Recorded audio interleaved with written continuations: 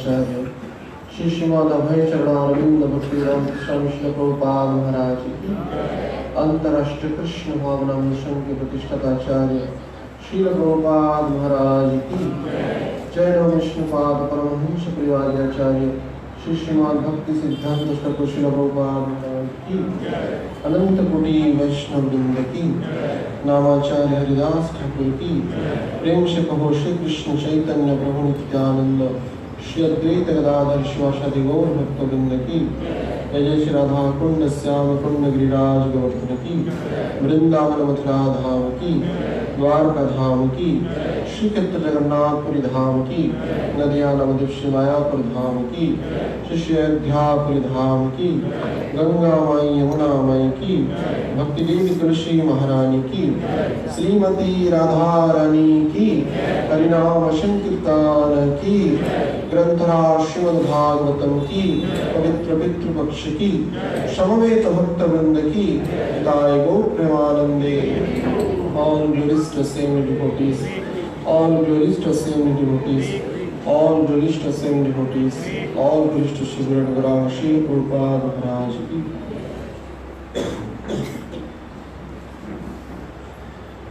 Om Jnanatimirandhasya Jnananjana Shalakaya Chakritam Yena तस्मै श्री गुरवे नमः। नमो विष्णुपादाय कृष्णपृष्ठाय भूतले श्रीमते भक्तिवेदान्त स्वामीति नामिने। नमस्ते सारस्वती देवे गौरवाणी प्रचारिणे निर्विशेष शून्यवादी पाश्चात्य दिशकारिणे। श्री चैतन्य मनोभीष्टं स्थापितं येन भूतले स्वयं रूपं कदा मह्यं ददाति शुभदन्तिकम्। वन्देऽहं श्रीयुतपदकमलं श्रीगुरुं वैष्णवांश्च श्रीरूपं साग्रजातं सहगणा रघुनाथानीतं सजीवम्। सादेतं सावधूतं परिजनसहितं कृष्ण चैतन्यदेवं श्री राधा कृष्ण पादां सहगना ललिता श्रीशाखान्वितांश्च। हे कृष्ण करुणा सिंधु दीनबन्धु जगत्पते गोपेश गोपिकान्त राधाकान्त नमोस्तुते। तप्तकाञ्चन गौराङ्गी श्रीराधे वृन्दावनेश्वरी विष्णुभानुसुते देवी प्रणमामि हरिप्रिये।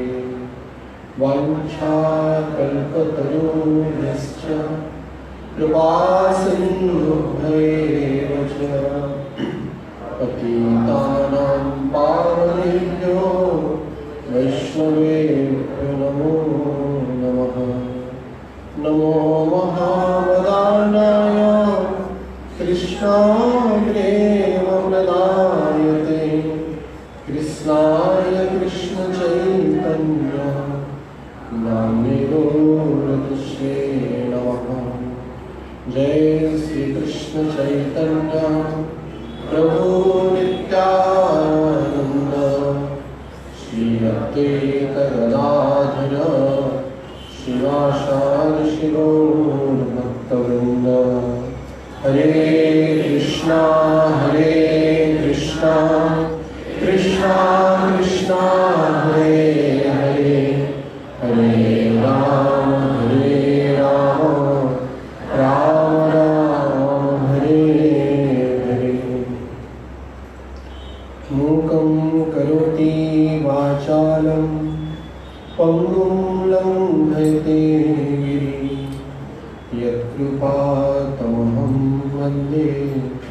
श्री गुरु नियताय परमानंदमाय।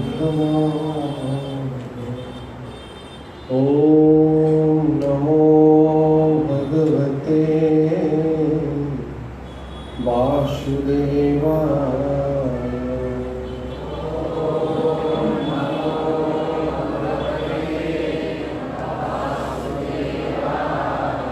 ओम नमो भगवते वासुदेवाय।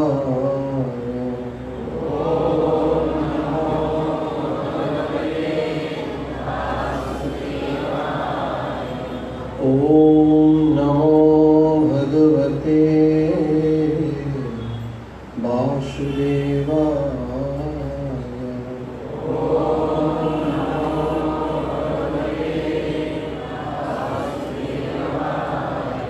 हरे कृष्ण। श्री श्री राधा राष्ट्रहरि भगवान, श्री श्री सीताराम लक्ष्मण भगवान, श्री श्री गौर निताय, श्रील प्रभुपाद महाराज, श्रील गुरु महाराज एवं समस्त वैष्णव के अपार कृपा करुणा से जीवन के परम सौभाग्य के विषय वस्तु श्रीमद् भागवतम का हम सबको यहाँ पे 15 दिन पर सुनने का तथा कहने का अवसर प्राप्त हो रहा है। निश्चिततः यह हमारी कोई निजी योग्यता नहीं है, अपितु भगवान की तथा आचार्य की अपार कृपा करुणा है, जिसके कारण कुछ काल हम उनके दिव्य गुण कीर्तन में अतिवाहित करने का परम सौभाग्य प्राप्त कर रहे हैं।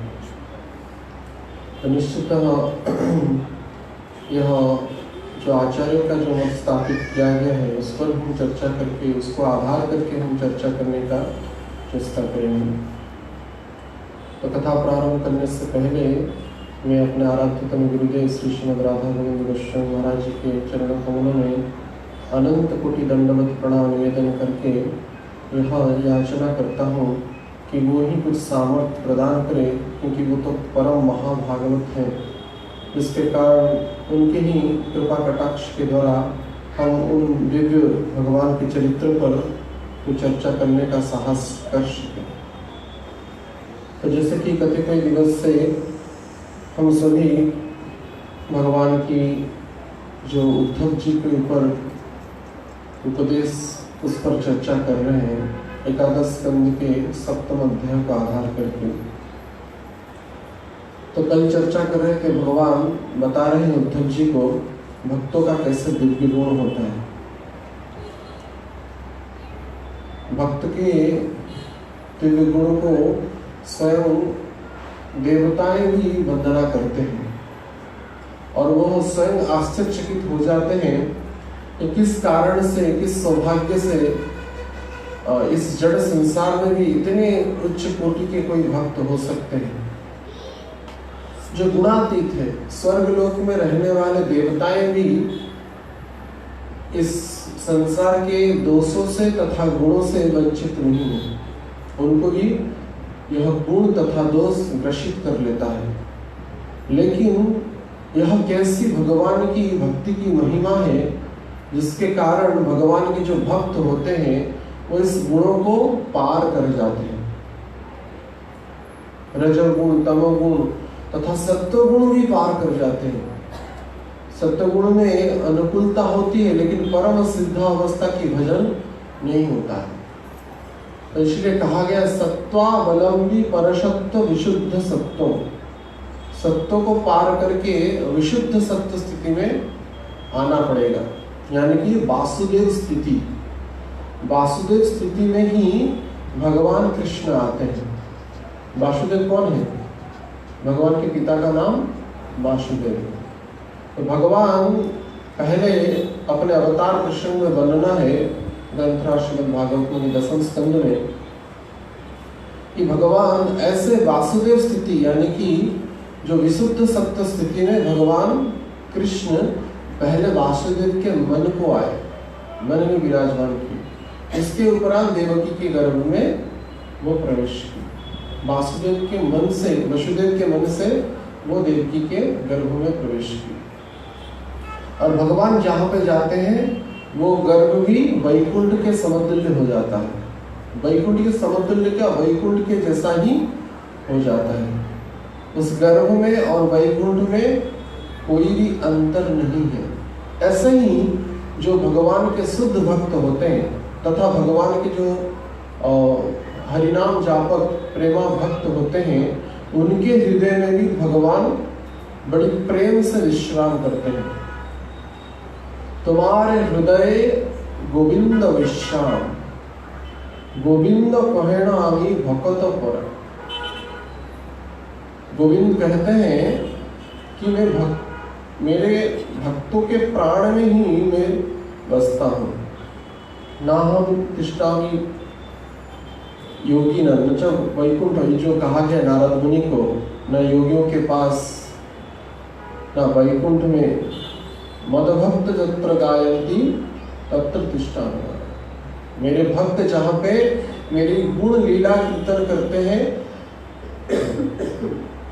मैं वहां पे विराजमान करता हूँ, भगवान कहते हैं। तो इसलिए ऐसे भक्त जो होते हैं, कल हम चर्चा कर रहे थे कि देवताएं यानी कि आत्मभूतः शरीरिणाम, जो जितने भी शरीरधारी हैं वो सब उन जैसे भक्तों की वंदना करते हैं, उनकी प्रार्थना करते हैं, उनकी सम्मान करते हैं। ऐसी कथा में वर्णना है कि एक बार भगवान शिव जी और पार्वती जी के सहित जा रहे थे, तो शिव जी एक स्थान पर प्रणाम किए, उतर करके नंदी से उतर करके प्रणाम किए। तो पार्वती जी पूछे ये यहाँ पे क्यों प्रणाम कर रहे हैं? तो शिव जी बोले कि यहाँ पे भगवान के भक्त लोग भजन करते हैं, भगवान के भक्त हरिनाम करते हैं, भगवान के भक्त यहाँ पे कथा श्रवण करते हैं, इसलिए ने यह स्थान को प्रणाम किया। उसके ऊपर कुछ अंतराल में शिव जी पुनः उतर करके उस स्थान को प्रणाम किया। और पार्वती जी प्रश्न की, यहाँ पे तो कोई भक्त नहीं, आप क्यों यहाँ पे प्रणाम कर रहे हैं? तो शिव जी बोले कि 1000 वर्ष पहले इस स्थान पर कोई एक भक्त भगवान का नाम करता था, इसलिए मैं यहाँ पे प्रणाम कर रहा हूँ।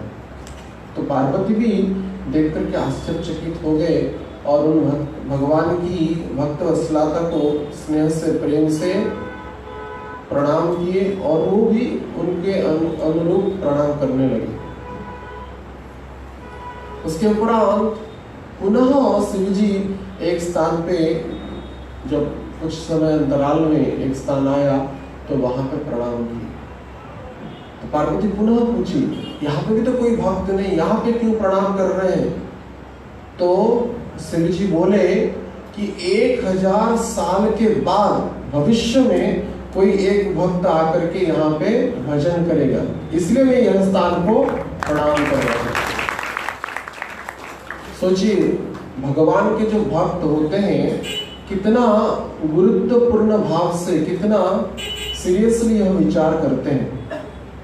इसका अर्थ है जिस स्थान पर आप जैसे अनगिनत भक्त इकट्ठे हुए हैं, हरिनाम कर रहे हैं, भागवतम का श्रवण कर रहे हैं, तो शिव जी कितनी बार इस स्थान को प्रणाम किए होंगे 1000 साल पहले? भैया नहीं, ये प्रमाण मिलता है। तो भगवान के जो भक्त होते हैं ऐसे सर्वत्र पूजित होते हैं, ना कि भविष्य में, ना कि वर्तमान में, अपितु भविष्य तक पूजित होते रहते हैं। तो इसलिए भगवान कृष्ण यहाँ पे उद्धव जी को कह रहे हैं, ऐसे जो भक्त होते हैं आत्मभूतः शरीरिणाम, वो सर्वत्र पूजित होते हैं। तो पुनः ऐसे कोई अगर उद्धव जी प्रश्न करे, टीकाकार कहते हैं कि इतने जो बड़े भक्त हैं, इतने पंडित हैं, भगवान के प्राण प्यारे भक्त हैं, तो वो उनकी मन में क्या कुछ अहंकार होगा? उनके मन में कुछ ज्ञान के कारण, भक्ति के कारण क्या उनमें तो कोई अहंकार सूचक गुण होता है? तो भगवान कहते हैं नहीं। यद्यपि मेरे भक्त बहुत ही उच्च कोटि के स्थान पर विराजमान करते हैं, लेकिन वो अत्यंत दीनता को स्वीकारते हैं। अत्यंत दीन भाव से अपना भक्ति को प्रदर्शन करते हैं। यद्यपि वो सर्वश्रेष्ठ है, लेकिन अपने आप को अत्यंत हीन दीन मानते हैं। गोस्वामी कृष्णदास कविराज गोस्वामी कहते हैं, जगाई माधाई हईते आमी से पापिष्ट पुरुषर कीट हईते आमी से लघिष्ट। जो चैतन्य चरितामृत नामक दिव्य ग्रंथ के रचयिता हैं श्री कृष्णदास कविराज गोस्वामी, जिन्होंने स्वयं राधा गोविंद देव की आज्ञा को प्राप्त करके यह दिव्य साहित्य की रचना प्रारंभ किया, वो अपना आपको क्या परिचय देते हैं कि जगाई माधाई जानते हैं ना, जगाई माधाई इस संसार के सबसे बड़े पापी थे।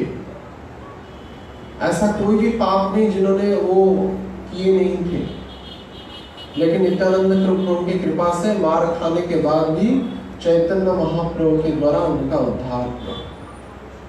ऐसा वर्णना है चैतन्य भागवत में कि जगाई माधाई के पाप के बारे में इतना पोथी हो गया था कि वो माने यमराज के जितने भी ऑफिस थे सब फुल हो गया था उस पोथी के खाता से, और लिखने के लिए जगह नहीं था। इतना कितना लिखे इनके पाप के बारे में, तो ऐसा विचार कर रहे थे। उन जैसा पापियों को चैतन्य महाप्रभु पतितपावन स्वरूप में उद्धार किए। तो कृष्णदास कविराज गोस्वामी कह रहे हैं, इनके जैसा पापियों से भी मैं गए गुजरे हूं, क्योंकि जगाई माधाई होते आमी से पापिष्ट। और भी नगण्य स्वरूप में वर्णना कर रहे हैं, पुरुष और कीटा होते आमी से लघिष्ठ। पुरुष यानी कि मल के जो कीड़ा होते हैं उससे भी मैं निम्न हूं, उससे भी छोटा हूं। सोचिए, इतने बड़े गोस्वामी, इतने बड़े संत, इतने बड़े महान भक्त होने के बाद भी अपने आप को इतना हीन भाव से परिचय दे रहे हैं। सूरदास जी भी बोलते थे, मौसम कौन कुटिल खल कामी, जो ही तन दियो ताही बिसरायो ऐसा नमक हराम। इतने बड़े भक्त, जो सूरदास जी इतने बड़े भक्त थे, गुरु महाराज वर्णना करते हैं कई कथाओं में कि वो जन्मांध थे, लेकिन इतनी उनकी चिन्मय दृष्टि था, भगवान की बाल लीलाएं वो नित्य दर्शन करते थे। और श्रीनाथ जी का जो भी श्रृंगार होता था वो साक्षात उसकी गीत में वर्णना कर लेते थे दर्शनार्थी में।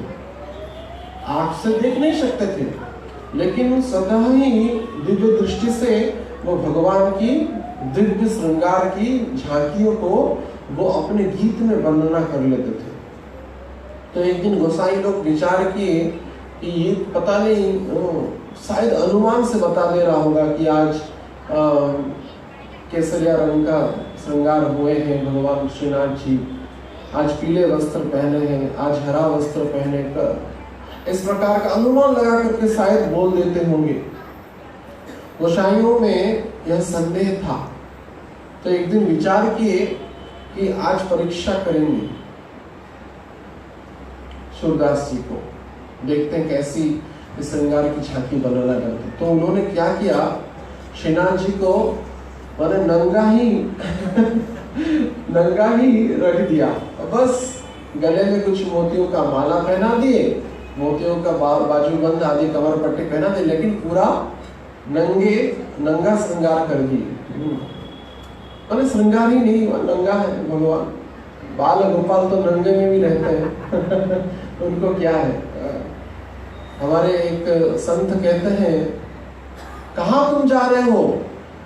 ना मैं जा रहा हूं ब्रजमंडल। अरे भूल से भी ब्रजमंडल मत जाना। नहीं मुझे तो जाना ही, मेरी बड़ी आवश्यक काम है। अच्छा ठीक है, अगर ब्रजमंडल जा रहे हो तो नंदगांव मत जाना नहीं, मुझे मेरी काम तो ब्रजमंडल से है और उसमें भी नंदगांव में भी है, उसमें तो मुझे जाना ही पड़ेगा। अच्छा ठीक है, नंदगांव जा रहे हैं तो नंद महल मत जाना,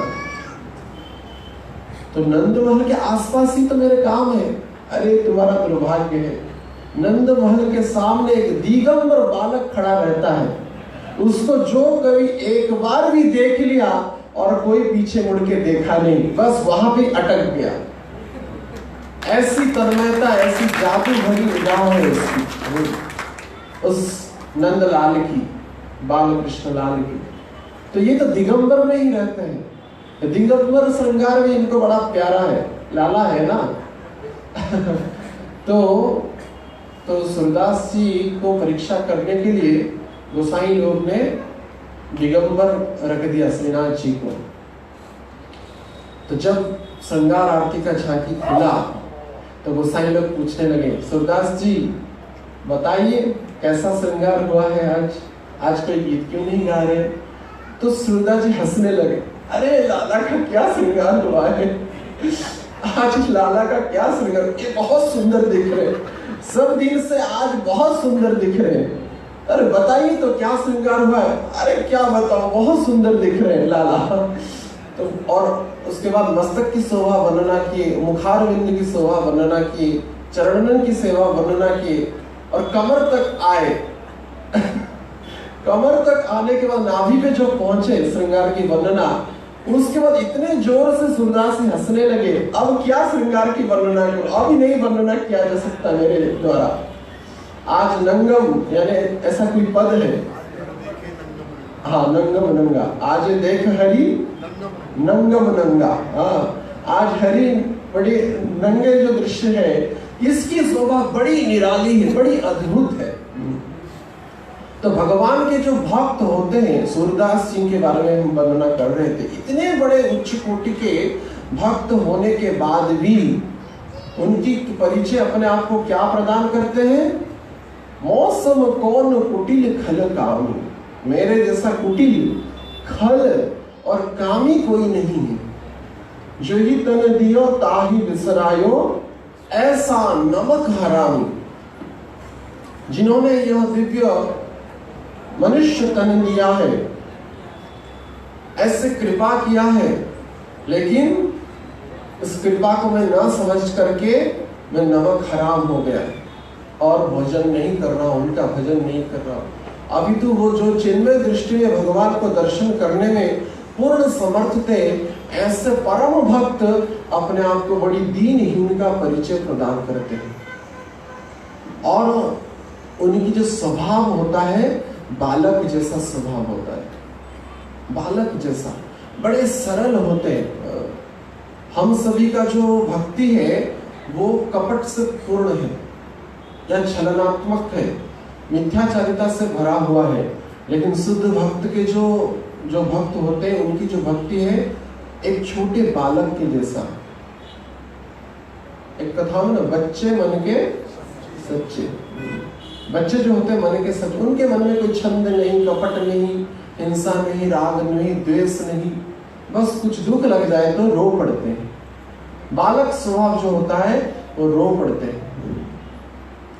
तो भगवान के जो परम भक्त होते हैं ऐसे निष्कामी होते हैं, ऐसे शुद्ध कोटि की आत्माएं जो पूर्णतः आत्मा में विचरण करने वाले होते हैं, अत्यंत सरल होते हैं। वही बात को ही भगवान यहाँ पे कह रहे हैं। दोष बुद्धया भय अतितः निषेधात् न निवर्तते, गुण बुद्धया च विहितम बहितम न करोति यथा अर्भकः। अर्भक शब्द का अर्थ है एक छोटा बालक। हम अगर भगवान के भक्त हैं तो हमारे अंदर कोई किशोरता या युवकता या पौढ़ता या वार्धकता नहीं होती।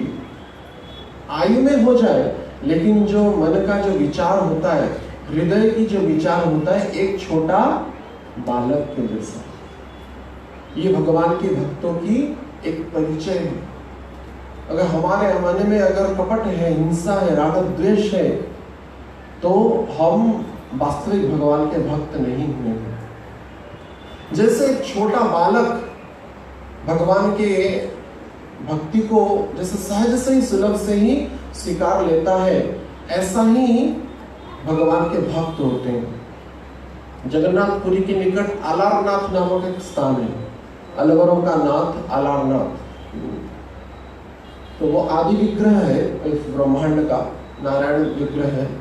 जगन्नाथ जी जब अणसर घर में रहते हैं, यानी कि भगवान को जब देव स्नान पूर्णिमा में स्नान किया जाता है और भगवान को ज्वर लग जाता है, बुखार हो जाता है, तो उसी समय जगन्नाथ जी का, बलदेव जी का, सुभद्रा जी का दर्शन नहीं होता है। लेकिन उसी समय में आलारनाथ में दर्शन होता है, वहां पर बड़ी भीड़ होती है और उस समय आलारनाथ की खीर, बड़ी प्रसिद्ध खीर का भोग लगता है। गए कोई आलारनाथ? गए बहुत, लेकिन कम गए, पुरुषों से बहुत कम गए। आलारनाथ है, बड़ी दिव्य झांकी है, भगवान बड़ी सुंदर विग्रह है। और जब चैतन्य महाप्रभु जगन्नाथपुरी में थे और जगन्नाथ जी का जब दर्शन बंद हो गया, बड़े व्याकुल हो गए चैतन्य महाप्रभु। तब भक्तों ने बोला कि अभी जगन्नाथ जी का जो स्वरूप जो है आलारनाथ के यहाँ दर्शन हो सकता है। तो चैतन्य महाप्रभु दौड़ करके आलारनाथ गए और दौड़ते दौड़ते भगवान जगन्नाथ जी के प्रेम में इतने मदमस्त हो गए, इतने व्याकुल हो गए, और जाकर के आलारनाथ के निकट जब प्रणाम किए तो उस प्रेम के रस से, उस प्रेम से अष्ट विकारों के भाव को स्पर्श करके पत्थर भी पिघल गया। वहां पे अभी भी वो पत्थर है जो पिघल गया है, जो अंग महाप्रभु का स्पर्श हुआ है वो पत्थर पिघल गया है। जो आलारनाथ के वो पत्थर का भी दर्शन किए है ना, बहुत सुंदर वो झांकी है भगवान की, प्रेम का विकार का वो स्वरूप है। तो ऐसे आलारनाथ की कथा प्राप्त होती है। एक बार जो पूजक थे तो कई किसी काम से वो बाहर चले गए थे और अपने पुत्र, नया नया यज्ञोपवीत संस्कार उसका हुआ था, बालक था, ब्राह्मण पुत्र था, तो बोल दिए कि आप आलारनाथ जी को भोग लगा देना खीर का, और मैं कुछ समय के लिए जा रहा हूँ बाहर, और आकर के मैं देखूंगा कि आप अच्छे से सेवा कर रहे हैं या नहीं। तो छोटे जो बालक थे अपनी ज्ञान बुद्धि जितनी थी उसी हिसाब से भगवान की सेवा करने लगे। और जब भोग खाने की बारी आया, भगवान की भोग लगाने की बारी आया, तो वो दूध का खीर का भोग लगाए। उनको तो कुछ पता नहीं था, हे आलारनाथ खा लो खा लो, और ना उनको मंत्र के बारे में पता है, ना कुछ विधि विधान के बारे में पता है, सरल भाव से बोल दिए। तो आलारनाथ जो थे वो तो निस्तब्ध होकर के खड़े हैं और ये घंटी बजा रहे हैं। मैं देखा हूँ पिताजी घंटी बजाते थे तो तुम खा लेते थे, तो पिताजी बोलते थे कि भगवान का प्रसाद हो गया है, भोग लग गया है, आज क्यों नहीं खा रहे। तो ऐसा जब भगवान चुपचाप रहे, कुछ खाए नहीं, तो ये रोने लगे। अरे आप अगर नहीं खाएंगे तो पिताजी आएंगे तो मुझे बहुत डांटेंगे, ये कैसा सेवा तुमने किया। तो जैसे ऐसे बार बार रोने लगे तो साक्षात भगवान संग चक्र गदा पद्मधारी नारायण प्रकट होकर के खीर का भोग लगाने लगे। और ये देख करके बोला, अरे तुम इतने सुंदर हो, तुम इतने सुंदर हो।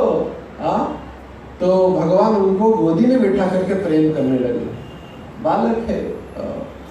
तो ऐसे नित्य प्रतिदिन वो खीर का भोग लगाते थे और आलारनाथ आकर के खीर को खा जाते थे। तो जब कुछ दिन के बाद जब पिताजी आ गए पुजारी, तो बोले कि भोग लगा रहे थे ना? हाँ, अच्छे से भोग लगा रहा था, और आलारनाथ बड़े प्रेम से खा रहे थे। अच्छा, सच में खा रहे थे? तो प्रसाद कहाँ है? प्रसाद कहाँ आएगा, वो तो सब खा जाते हैं, वो सब खा जाते हैं, प्रसाद कहाँ से आएगा? अरे झूठा कहेगा तू, खीर के लोभ में तो जो अल्टर के अंदर ही, गर्भगृह के अंदर ही तू खुद खा जाता है और बोलता कि आलारनाथ खा जाते हैं। दुष्ट कहेंगे, झूठे कहेंगे। तो वो रोने लगे, नहीं नहीं पिताजी मैं सच्ची बोल रहा हूँ, वो खा जाते हैं। तो इनको जो विश्वास नहीं हुआ, तो ठीक है आज तू भोग लगा, मैं देखूंगा कैसे खाते हैं। तो पुनः जब भोग लगाने की बारी आया, वो खीर का भोग लगाए, तो आलारनाथ आए नहीं, क्योंकि कलयुग के जो लोग हैं वो चमत्कार को ही नमस्कार करते हैं, प्रमाण उनको चाहिए, सरल विश्वास नहीं है। तो ये अविश्वास किए भगवान की लीलाओं को देख करके, वो सुन करके विश्वास नहीं किए, तो भगवान उस व्यक्ति को विश्वास दिलाने के लिए नहीं आएंगे। भगवान तो प्रेम से उस बालक के प्रेम निवेदन से प्रकट होंगे और प्रसाद को, भोग को आरोगे। तो बार बार जब आए नहीं पुकारने के बाद, तो बोले कि देखा आए नहीं आलम, तुम बोल रहे थे कि खा गए। नहीं पिताजी आते थे, हर एक दिन आते थे, आज क्यों नहीं आ रहे पता नहीं, आप थोड़ा बाहर जाइए तो मैं थोड़ा पर्सनल उनसे बोलूंगा, एकांत में बोलूंगा। तो बोले ठीक है, और पिताजी चले गए और धीरे से जो साइड से एक झरोका था उससे देख रहे थे क्या कर रहा है। और जब आलानाथ को वो पुकारने लगे प्रेम से, वो बालक पुकारने लगे, तो उनके प्रेम में आलानाथ पुनः प्रकट हो गए, और प्रकट होकर के उस खीर को खाने ही वाले थे, गरम गरम खीर था। और इधर इस दृश्य को देख करके जो पुजारी था बड़ा आश्चर्यचकित हो गया, तुरंत गर्भगृह के अंदर आ गया। तो इसी बीच में जल्दी में खाते खाते आलानाथ का अंग में कुछ खीर गिर गया, यहाँ पे और हाथ में भी। तो इसके कारण उनका शरीर जल गया। अभी भी उस विग्रह में जलने की निशानी है, आप देखेंगे जाएंगे तो आलानाथ के दिव्य अंग पर वो खीर का जलने का निशान। और भगवान आलानाथ बड़ा क्रोधित हो गए, बोले तुम मुझे विश्वास किए इसलिए मैं जल्दी में मेरा जल गया शरीर। तो उनको श्राप दिए और विविध प्रकार के बारे में वर्णन है वहां पे। तो कहने का उद्देश्य यह है कि भगवान बालक भाव को स्वीकारते हैं, शिशु भाव को, जो भगवान यहाँ पे कह रहे अर्भक। अर्भक यानी कि एक बालक का जैसा भाव होता है, भगवान के प्राण प्यारे भक्तों का ऐसा भाव होता है। उनके मन में कोई छंद नहीं, कपट नहीं, हिंसा नहीं, राग नहीं, द्वेष नहीं, कुछ भी नहीं होता है। बड़ी प्रेम से वो भगवान की सेवा करते, प्रेम से भगवान का नाम लेते, जैसे एक बालक के जैसा। कोई भी उनके मन में विकारात्मक भावना नहीं रहता है। तो ऐसे जो भगवान के भक्त होते, दोष बुद्ध या उभय अतीत, उनके मन में कोई दोष बुद्धि नहीं होती, किसी का भी वो त्रुटि देखते नहीं, किसी का भी गलती नहीं देखते, किसी के पास भी वो अपराध नहीं करते हैं। जो अपराध करते हैं वो भगवान के प्राण प्यारे भक्त नहीं हो सकते। अपराध से मुक्त होना पड़ेगा, इसलिए हर एक हरि भक्तों को इस अपराध से मुक्त होना परम आवश्यक है। अनेक प्रकार का अपराध है, जैसे कि नाम अपराध, सेवा अपराध, धाम अपराध तथा वैष्णव अपराध। अपराध शून्य है लह कृष्ण नाम, अपराध से शून्य होकर के भगवान का नाम लेना पड़ेगा। अपराध के सहित अगर नाम लेंगे, हो सकता है धर्म अर्थ काम की प्राप्ति हो जाए, लेकिन भगवान का प्रेम प्राप्ति नहीं होगा। इसलिए भक्तों का जो भाव होता है अर्भक, जो यहाँ पे भगवान कह रहे हैं, एक बालक के जैसा, जो गुणबुद्धया, उनके मन में कोई विहितम विचार, जो अन्यों को कष्ट देने वाला विचार नहीं होता है। ऐसा कि वो कष्ट को स्वीकारते हैं, लेकिन कष्ट किसी को देते नहीं, कष्ट को स्वीकार लेते हैं। इसलिए कहा गया अमानीन मान देना कीर्तनीय सदा है। कौन हमेशा कीर्तन कर सकता है, कौन हमेशा भगवान का नाम ले सकता है?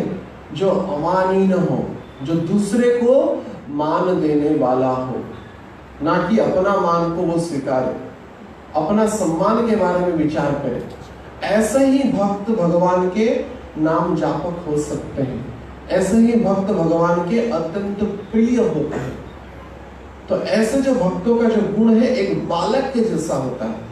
अर्भक, यहाँ पे भगवान कह रहे हैं यथा अर्भक, जैसे एक बालक, एक छोटा सा बालक जैसे कुछ भी विरोध नहीं करता है, कुछ भी क्रिया हो जाए, वैसे ही भगवान के परम जो भक्त होते हैं कुछ भी विरोध नहीं करते हैं।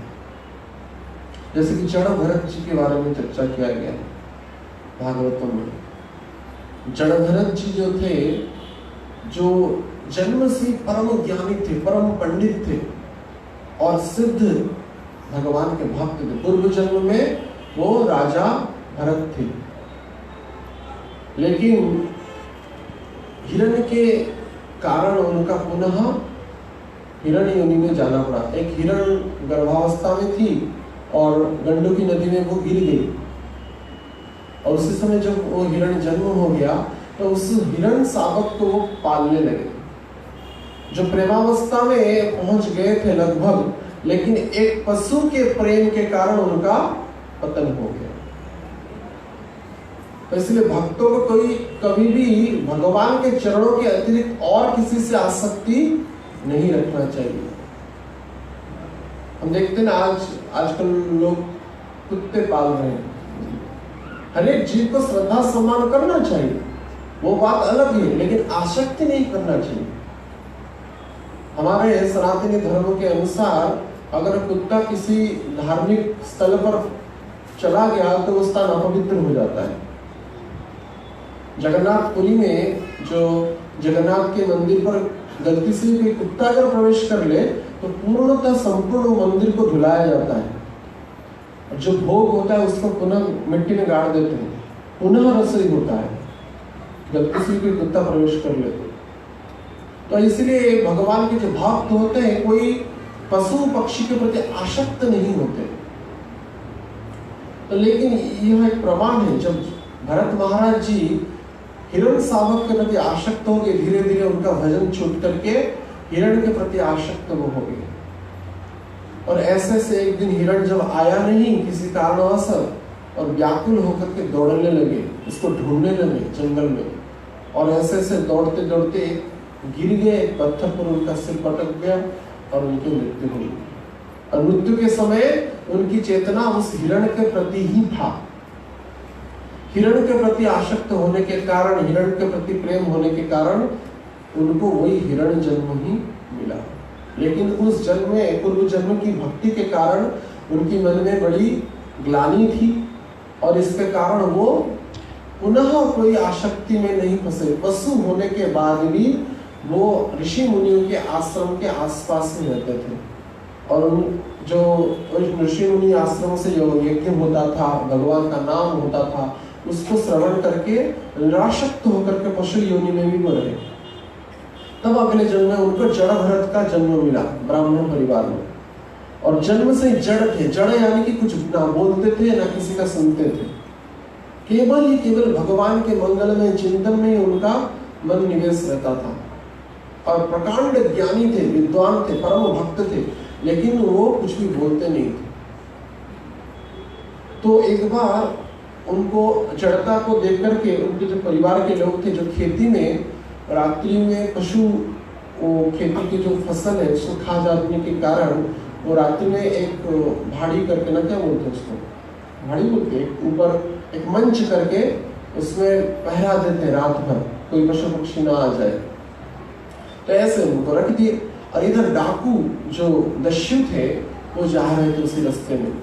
देखिए कि हट्टा कट्टा नौजवान है, संपूर्ण अंग सुरक्षित है, तो विचार कि इसको आज डकैती करने से पहले, लूटपाट करने से पहले वो क्या करते थे ना, काली माँ के पास बलि देते थे, मनुष्य की बलि। तो बोले कि इससे अच्छा मनुष्य नहीं मिलेगा। तो जब जड़भरत जी को डाकू लोग लेने के लिए जा रहे थे, पहले तो विचार कि ये विरोध करेगा, आपको कोई उठा करके ले जाएगा तो आप क्या विरोध नहीं करेंगे? करेंगे नहीं।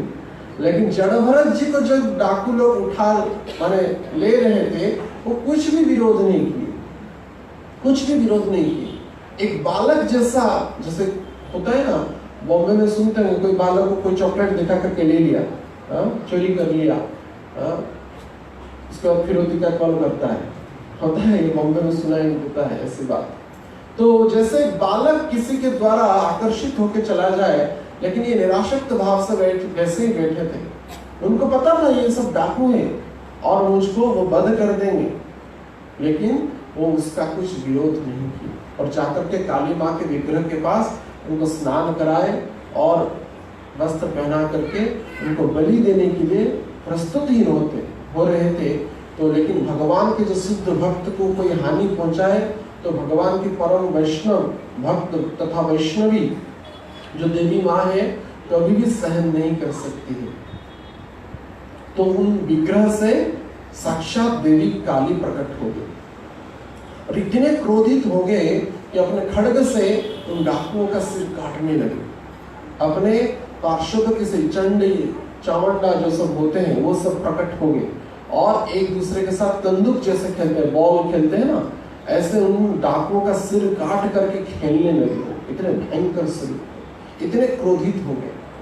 तो कहने का उद्देश्य यह है कि भगवान का जो भक्त होते, भगवान के जो भक्त होते ऐसे शिशु स्वभाव के होते हैं, ऐसे बालक स्वभाव के होते। अर्भकः, वो किसी भी क्रिया में विरोध नहीं करते क्योंकि उनको पता है राखे हरि यदि मारे के, अगर हरि मुझे रक्षा करेंगे तो कौन मुझे मार सकता है, कौन माइकल मुझे मार सकता है। भगवान के भक्तों को हरि के चरणों के प्रति ऐसी अनन्य विश्वास होता है।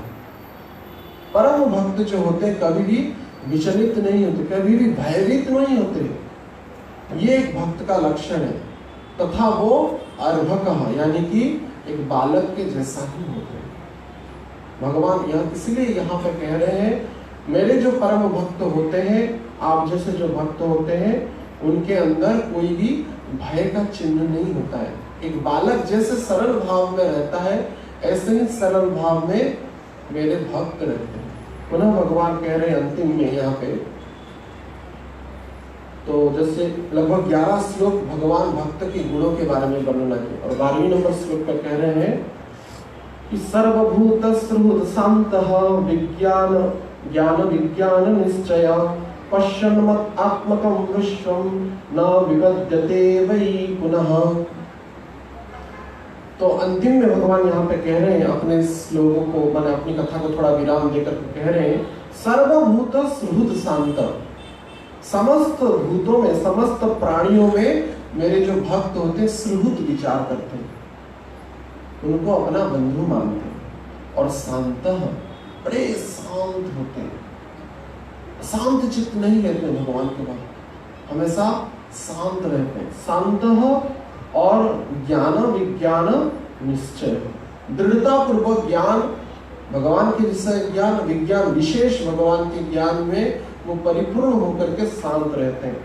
और पश्यन् मत् आत्मकं विश्वम, ऐसे ज्ञान विज्ञान में प्रतिष्ठित होकर के पश्यन् मत् आत्मकं विश्वम, यानी कि मुझ परमात्मा को वो सर्वत्र दर्शन करते हैं। हर एक स्थान में भगवान के जो भक्त होते हैं भगवान को ही दर्शन करते हैं। जैसे कि हम कल चर्चा कर रहे थे प्रहलाद महाराज, स्तंभ में भी भगवान नृसिंह को वो दर्शन किए। बहे नृसिंह हृदये नृसिंह यतो यतो जामि ततो नृसिंह, बाहर में भी भगवान नृसिंह है, अंदर में भी भगवान नृसिंह है। जहां जहां दृष्टि आता है वहां वहां भगवान को दर्शन करते हैं। पश्यन् मत् आत्मकं विश्वम, विश्व के हर एक वस्तु में, अणु परमाणु वस्तु में मुझ परमात्मा का वो दर्शन करते हैं मेरे जो परम भक्त होते हैं।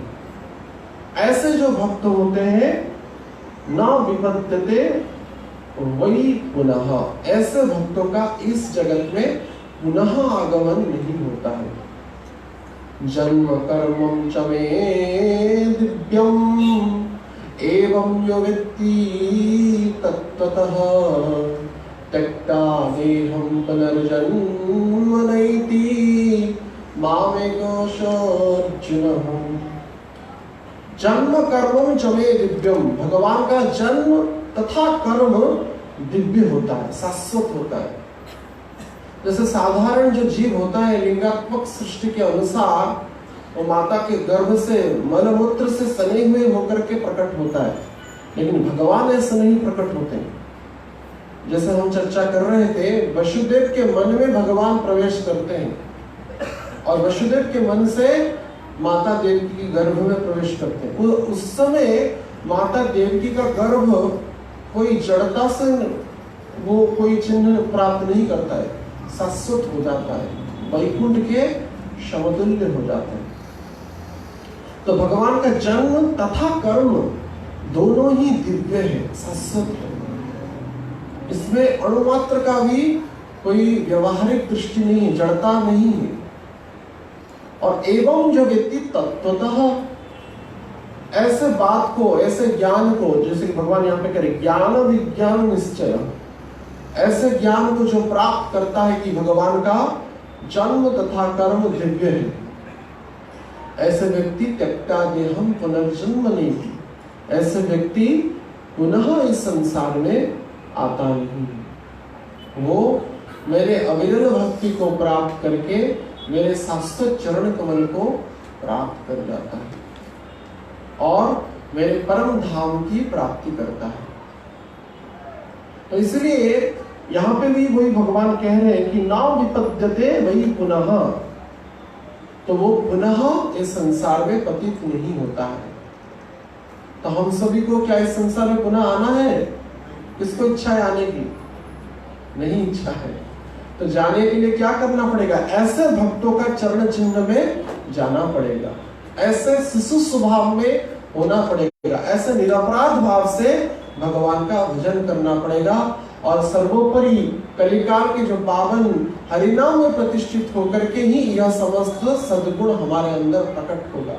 हरे कृष्णा कृष्णा कृष्णा हरे हरे, हरे राम राम राम हरे हरे।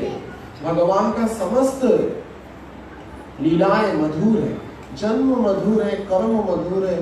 कहा गया है ना, अधरम मधुरम वदनम मधुरम, सब मधुर ही मधुर है। हसितम मधुरम चलितम मधुरम भ्रमितम मधुरम, सब मधुर ही मधुरम है। मधुराधिपते अखिलम मधुरम, बलाचार्य वर्णना करते सब मधुर है भगवान का। इसलिए ऐसे मधुरमय भगवान को छोड़ करके, ऐसे कल्याणकारी भगवान को छोड़ करके, ऐसे कृपालु भगवान को छोड़ करके किसका भजन किया जाए? और भगवान सहज में ही यह दुर्लभ जो परम गति है, भगवान का धाम है, वो भक्तों को प्रदान करते हैं। भगवान यहाँ पे कह रहे हैं कि ना विपद्यते वही पुनः, वो पुनः इस संसार में आता नहीं, सहज में ही भगवान के धाम को वो प्राप्त कर जाता है, मेरे निज धाम को वो प्राप्त कर जाता है। तो ऐसा उपदेश देकर के जब भगवान थोड़ा अपनी वाणी को विराम दिए तो उद्धव जी और भी जिज्ञासु हो गए। तो भगवान तो मुझे समझा रहे हैं कि इस संसार में रहो और भक्ति की प्रचार करो, धर्म की प्रचार करो, तो भगवान चले जाएंगे, तो और भी मुझे जो भक्ति का रहस्य है उनको पूछना चाहिए, जिज्ञासा करना चाहिए। तो यहाँ पे पुनः उद्धव अपनी वाणी को प्रारंभ कर रहे हैं कुछ कतिपय श्लोकों में। उसके बाद भगवान पुनः अपना प्रवचन प्रारंभ करेंगे। ऐसा कह रहे हैं तो सुखदेव गोस्वामी शीर्षको वाच इति आदिष्ट भगवता महाभागवतः नृप उद्धवः प्रणिपत्य आह तत्त्वं जिज्ञासु अच्युतम्। तो श्री सुखदेव गोस्वामी यहाँ पर परीक्षित महाराज को कह रहे हैं, ऐसा इति आदिष्ट भगवता महाभागवतः नृप, हे महाभागवत परीक्षित महाराज, नृप राजा परीक्षित, ऐसे कह करके जब भगवान अपने वाणी को विराम दिए तो उद्धव प्रणिपत्य आह, भगवान को पहले प्रणाम की, पुनः प्रणाम की। यद्यपि चरण को सहला रहे थे उसी समय तक, तो पुनः भगवान को प्रणाम की। यहाँ पे जैसे कि गुरु शिष्य की परंपरा प्रारंभ हो रही है। कोई एक शिष्य गुरु से जो प्रश्न करता है ऐसे ही नहीं प्रश्न करता है। पहले तो उद्धव जी अपने संबंधी के स्वरूप में भगवान के पास आए थे। टीकाकार यहाँ पे वर्णना करते हैं कि पहले उद्धव जी जो थे कृष्ण के पास अपने संबंधी के रूप में आए, क्योंकि वसुदेव के भाई के पुत्र थे उद्धव जी, और इस प्रकार से संबंधी हुए और हमेशा निकट में ही रहते थे। जो इतना निकटतर था, जो भगवान की प्रसादी माला, प्रसादी वस्त्र, प्रसादी अलंकार आभूषण पहनता था, तो भगवान के कितना ना निकट होगा। तो ऐसे उद्धव लेकिन यहाँ पे अपना नियम को पालन, क्योंकि वो महापंडित थे, वैसे तो बृहस्पति के शिष्य थे, लेकिन गोपियों का प्रेम को स्पर्श करके, उनको प्राप्त करके, वो दिव्य ज्ञान के स्पर्श के कारण वो भगवान की सिद्ध भक्ति को वो जानते थे, और शिष्य गुरु की क्या परंपरा है उनको अच्छी तरह उनको पता था। इसलिए पहले वो क्या किए, प्रणिपत्य आह, पहले प्रणाम किए। इससे हमको यह शिक्षा मिलता है, जब भी गुरु को दर्शन करे या कोई संत महापुरुष को दर्शन करे, पहले क्या करना चाहिए, प्रणाम करना चाहिए।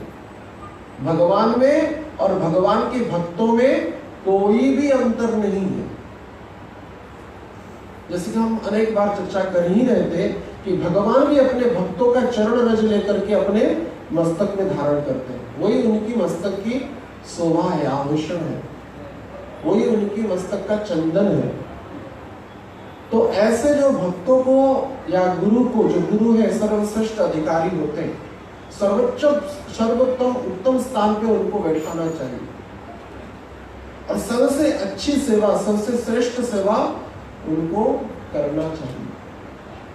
ऐसे अनेक भक्तों के बारे में चर्चा किया गया है, वर्णना है, जो अपने गुरु की सेवा के लिए अपना सर्वस्व समर्पण कर दिए, सर्वस्व। रामानुजाचार्य की एक शिष्य थे, रामानुजाचार्य जानते हैं ना, श्री संप्रदाय के आचार्य, जो लक्ष्मण जी के साक्षात अवतार थे।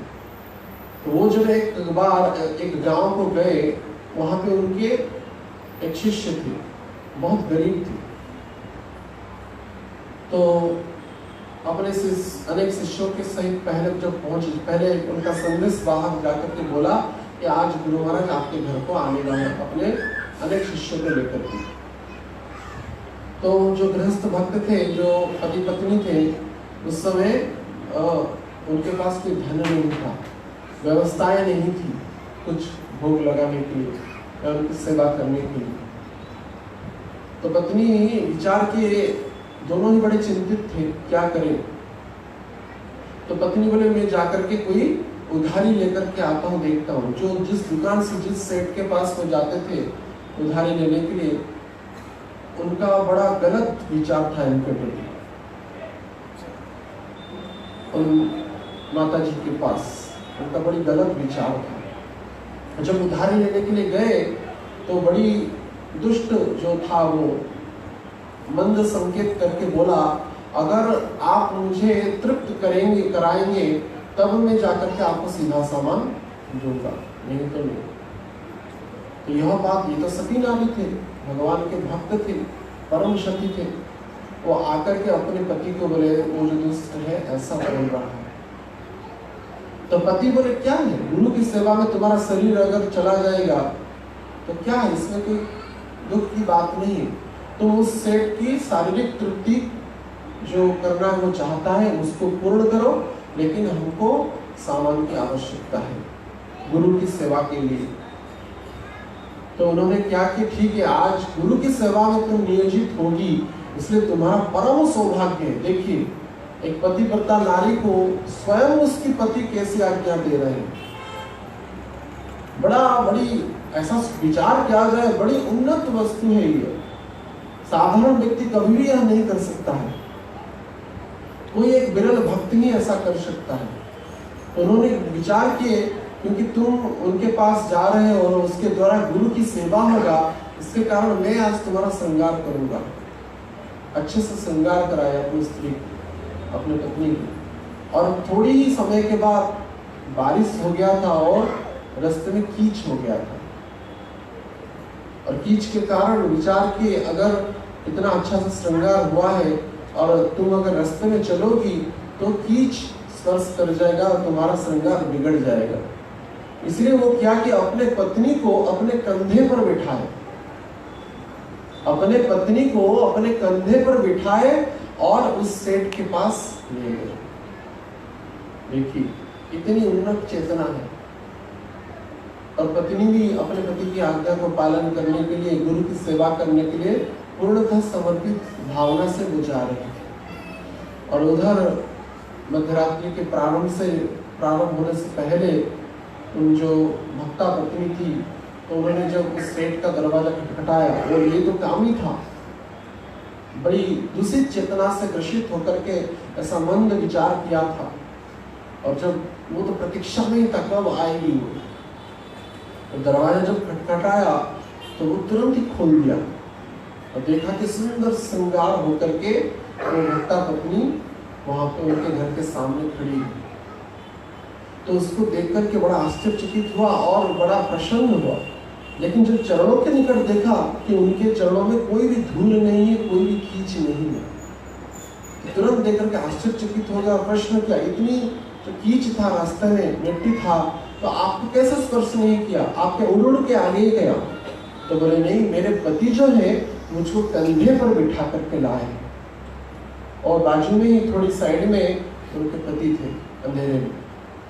तो ये जब सुना कि एक पति अपने पत्नी को ही एक कामी पुरुष के पास कैसे ले जा सकता है, ऐसा श्रवण करने से मात्र ही उनके हृदय में जो भी विकार था वो तुरंत नष्ट हो गया, तुरंत ही नष्ट हो गया। और विचार के हाय, मैं कितना बड़ा कामी हूँ, कितना बड़ा विषय चिंता करने वाला हूँ, लेकिन ये जो महापुरुष है, भगवान के भक्त हैं, अपने गुरु के सेवा के लिए अपने पत्नी को एक विषय व्यक्ति के पास भेज दिए। तो उनके मन में बड़ी ग्लानि हुआ। बार बार उन दोनों पति पत्नी को बारंबार प्रणाम किए और बोले कि जितना सामान लेना है आप ले जाइए और अपने गुरु की सेवा करिए। तो ये भगवान के भक्तों की परिचय होता है। देखिए कितना उच्च कोटि का विचार होता है, गुणातीत है। ऐसे जो भक्त होते हैं गुणातीत है। सत्वावलंबी परसत्व विशुद्ध सत्व, विशुद्ध सत्व में विराजमान करने वाले होते हैं, जो अपने गुरु की सेवा के लिए सब कुछ समर्पित कर दिए। हम देखें गुरु महाराज जब आते थे, ऐसा नहीं कि सब जो धनी मानी शिष्य हैं उनके पास ही जाते थे। एक बार देखें, एक भक्त झोपड़ी में रहते थे, भुवनेश्वर में रेलवे स्टेशन के पास झोपड़ी में रहते थे। तो आकर के रो कर के बोले कि गुरु महाराज, और हमारी तो योग्यता नहीं आपको बुलाने की, लेकिन मेरी पत्नी की बड़ी इच्छा कि आपका चरण हमारे घर में पड़े। तो बोले गुरु महाराज, कहाँ है आपका घर, आपका घर कहाँ पे है, ऐसा बोले महाराज जी। तो उसको रो करके बोले कि हम क्या करें, झोपड़ी में हम रहते हैं, रेलवे स्टेशन के पास जो झोपड़ी है उस पर रहते हैं। तो वो तो झोपड़ी नहीं, भगवान के विग्रह है ना, भगवान के विग्रह है ना, वो झोपड़ी का है, वो तो वैकुंठ है। वो झोपड़ी नहीं है, वो वैकुंठ है, जहाँ पे भगवान का विग्रह है, भगवान का विग्रह जहाँ पे सेवित होते हैं, पूजित होते हैं, वो झोपड़ी नहीं है, वो वैकुंठ है। और गुरु महाराज ये तो बाकी कुछ भक्त नहीं, महाराज जी आइए, आपके जाने के योग्य नहीं है वो स्थान, लेकिन गुरु महाराज नहीं, मैं आज प्रसाद वहां पे ही लूंगा और गोपाल का प्रसाद में पाऊंगा। और उसके बाद मंदिर का उसमें जीप था, तो जीप में बैठ करके गुरु महाराज के दोपहर में 12 बजे जाकर के उस झोपड़ी में जाकर के प्रसाद पाए। हम देखे वहां पे बैठने के लिए भी जगह नहीं, एक ही कमरा है, वहां पे जाकर के बड़ी आनंद से प्रेम से प्रसाद पाए। तो भक्तों को राजमहल से भी कोई आसक्त नहीं होता, झोपड़ी से भी निरासक्त नहीं होते, वो उनके लिए हर एक स्थान वैकुंठ है। जहां पे भगवान के विग्रह है वहां को उसको ही वैकुंठ कहा गया है, इसलिए बड़ा छोटा उनके मन में विचार नहीं होता है। तो ऐसे जो भगवान के परम भक्त होते हैं, अपने गुरु के सेवा के लिए सब कुछ समर्पित कर लेते हैं। यहाँ पे तो सुखदेव गोस्वामी कह रहे हैं, कम से कम ऐसी आचार्य को, गुरु को प्रणाम करना चाहिए ही चाहिए। ध्यायं स्तुवं तस्य यस्य त्रिसंध्या, वंदे गुरो श्री चरणारविंदं। ध्यायं स्तुवं तस्य यस्य त्रिसंध्या, हर एक गौड़ीय वैष्णव भक्त को, चाहे हर एक कोई जो शिष्य हो, उसके गुरु को कितनी बार प्रणाम करना चाहिए? 3 बार, त्रिसंध्या, 3 बार कम से कम प्रणाम करना चाहिए। सभी प्रणाम करते हैं? 3 बार करना चाहिए। आज से प्रतिश्रुति लीजिए कि हम अपने गुरु को, अपने आचार्य को कम से कम 3 बार प्रणाम करेंगे। हरे कृष्णा कृष्णा कृष्णा हरे हरे, हरे राम राम राम हरे हरे।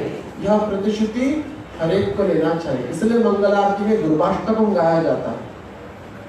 भगवान के शुद्ध भक्त जो गुरु होते हैं, भगवान को अत्यंत प्रिय होते हैं। निकुंज योनो रतिकेली सिद्धि जाजाली बीजुतिरपेक्षणीय। ऐसे जो भक्त होते हैं, निकुंज में प्रवेश करने वाले होते, निकुंज में रमण करने वाले होते हैं, भगवान के परम सिद्ध भक्त होते हैं, ऐसे गुरु हैं। इसलिए हमारे अंतर्राष्ट्रीय कृष्ण भावनामृत संघ में मंगल आरती में जो मंगल का विधान है, उस मंगल आरती में भगवान सोकर के उठे हैं, उस समय गुरु की वंदना किया जाता है। कुछ लोग प्रश्न करते हैं, भगवान के सामने गुरु की क्यों वंदना करते हैं? क्योंकि वो भगवान को अत्यंत प्रिय है। भगवान के शुद्ध भक्तों की अगर वर्णना, उनकी सम्मान किया जाता है तो भगवान बड़े प्रसन्न होते हैं। भगवान द्वारकाधीश ऐसे होते हैं, अपने भक्त सुदामा को अपना सिंहासन छोड़ देते हैं और उस मित्र को बिठाते हैं सिंहासन में, और उस भक्त की ना सिर्फ बिठाते हैं अपितु समस्त रानियों के सहित उनकी चरण सेवा करते हैं। भगवान स्वयं, भगवान उनकी चरण सेवा करते हैं, और जल से नहीं, उसे वर्णना है नैनन के नीर से, चक्षु के गिरे हुए लोतक से भगवान ने सुदामा का पैर धुआ। कैसी भगवान की भक्त वत्सलता है। तो ऐसे गुरु को, जो भगवान के परम भक्त है, परम शुद्ध भक्त है, उनको कम से कम प्रणाम करना चाहिए। इसलिए यहाँ पे उसी गुरु तत्व को विधान करके उद्धव जी भगवान कृष्ण को अपना गुरु मानते हैं। प्रणिपत्य आह तत्वं जिज्ञासु अच्युतम। जो अच्युत है, जिनका कभी च्युत नहीं होता, ऐसे भगवान कृष्ण को तत्व जिज्ञासा उद्धव जी कर रहे हैं। प्रणिपत्य, ना सिर्फ शरीर से अपितु मन से, वाणी से, आत्मा से भी प्रणिपत्य कर रहे, प्रणाम कर रहे हैं। ऐसे भगवान के भक्त जो होते हैं, अपने जो गुरु को भगवान कृष्ण से अभिन्न मानते। साक्षात रीतेन समस्त शास्त्र, साक्षात हरि ही है। गुरु जो है साक्षात हरि है। इसलिए यह जो शुद्ध भक्ति की जो परंपरा है, ऐसे भगवान के जो भक्त हैं, वो जो उनके जो शिष्य हैं या प्रशिष्य हैं, उन जैसे गुरु को, उन जैसे शुद्ध आचार्य को नित्य प्रणाम करते हैं। उसी परंपरा को पालन करते हुए उद्धव जी भगवान जी को यहाँ पे गुरु के रूप में स्वीकार रहे हैं। और गुरु को प्रश्न करने से पहले सेवा करना आवश्यकता है। तद्विद्धि प्रणिपातेन परिप्रश्नेन सेवया वविध्यन्ते ज्ञानं ज्ञानिन तत्त्वदर्शिनः। तद्विद्धि प्रणिपातेन, विधि के अनुसार, नियम के अनुसार, जो यहाँ पे कहा गया है प्रणिपत्य। अर्जुन जी, जैसे कि गीता के 2 अध्याय में वर्णना है, तद्विद्धि प्रणिपातेन। जो उद्धव जी से कि अर्जुन के उपलक्ष्य में गीता कहा गया, यहाँ पे जैसे भगवान भी उद्धव के उपलक्ष्य में गीता कह रहे हैं, दिव्य वाणी प्रदान कर रहे हैं, तब उद्धव जी भी भगवान को गुरु के स्वरूप में ग्रहण कर रहे हैं। शिष्य का वास्तविक परिचय क्या है? जो शासन के अधीन है वो शिष्य है। प्रभुपाद जी बोलते थे, who is under discipline is disciple। जो डिसिप्लिन में नहीं है वो डिसाइपल नहीं है। जो शासन के अधीन नहीं है वो शिष्य नहीं है। शासन क्या है? जो गुरु के नियम में रहता है।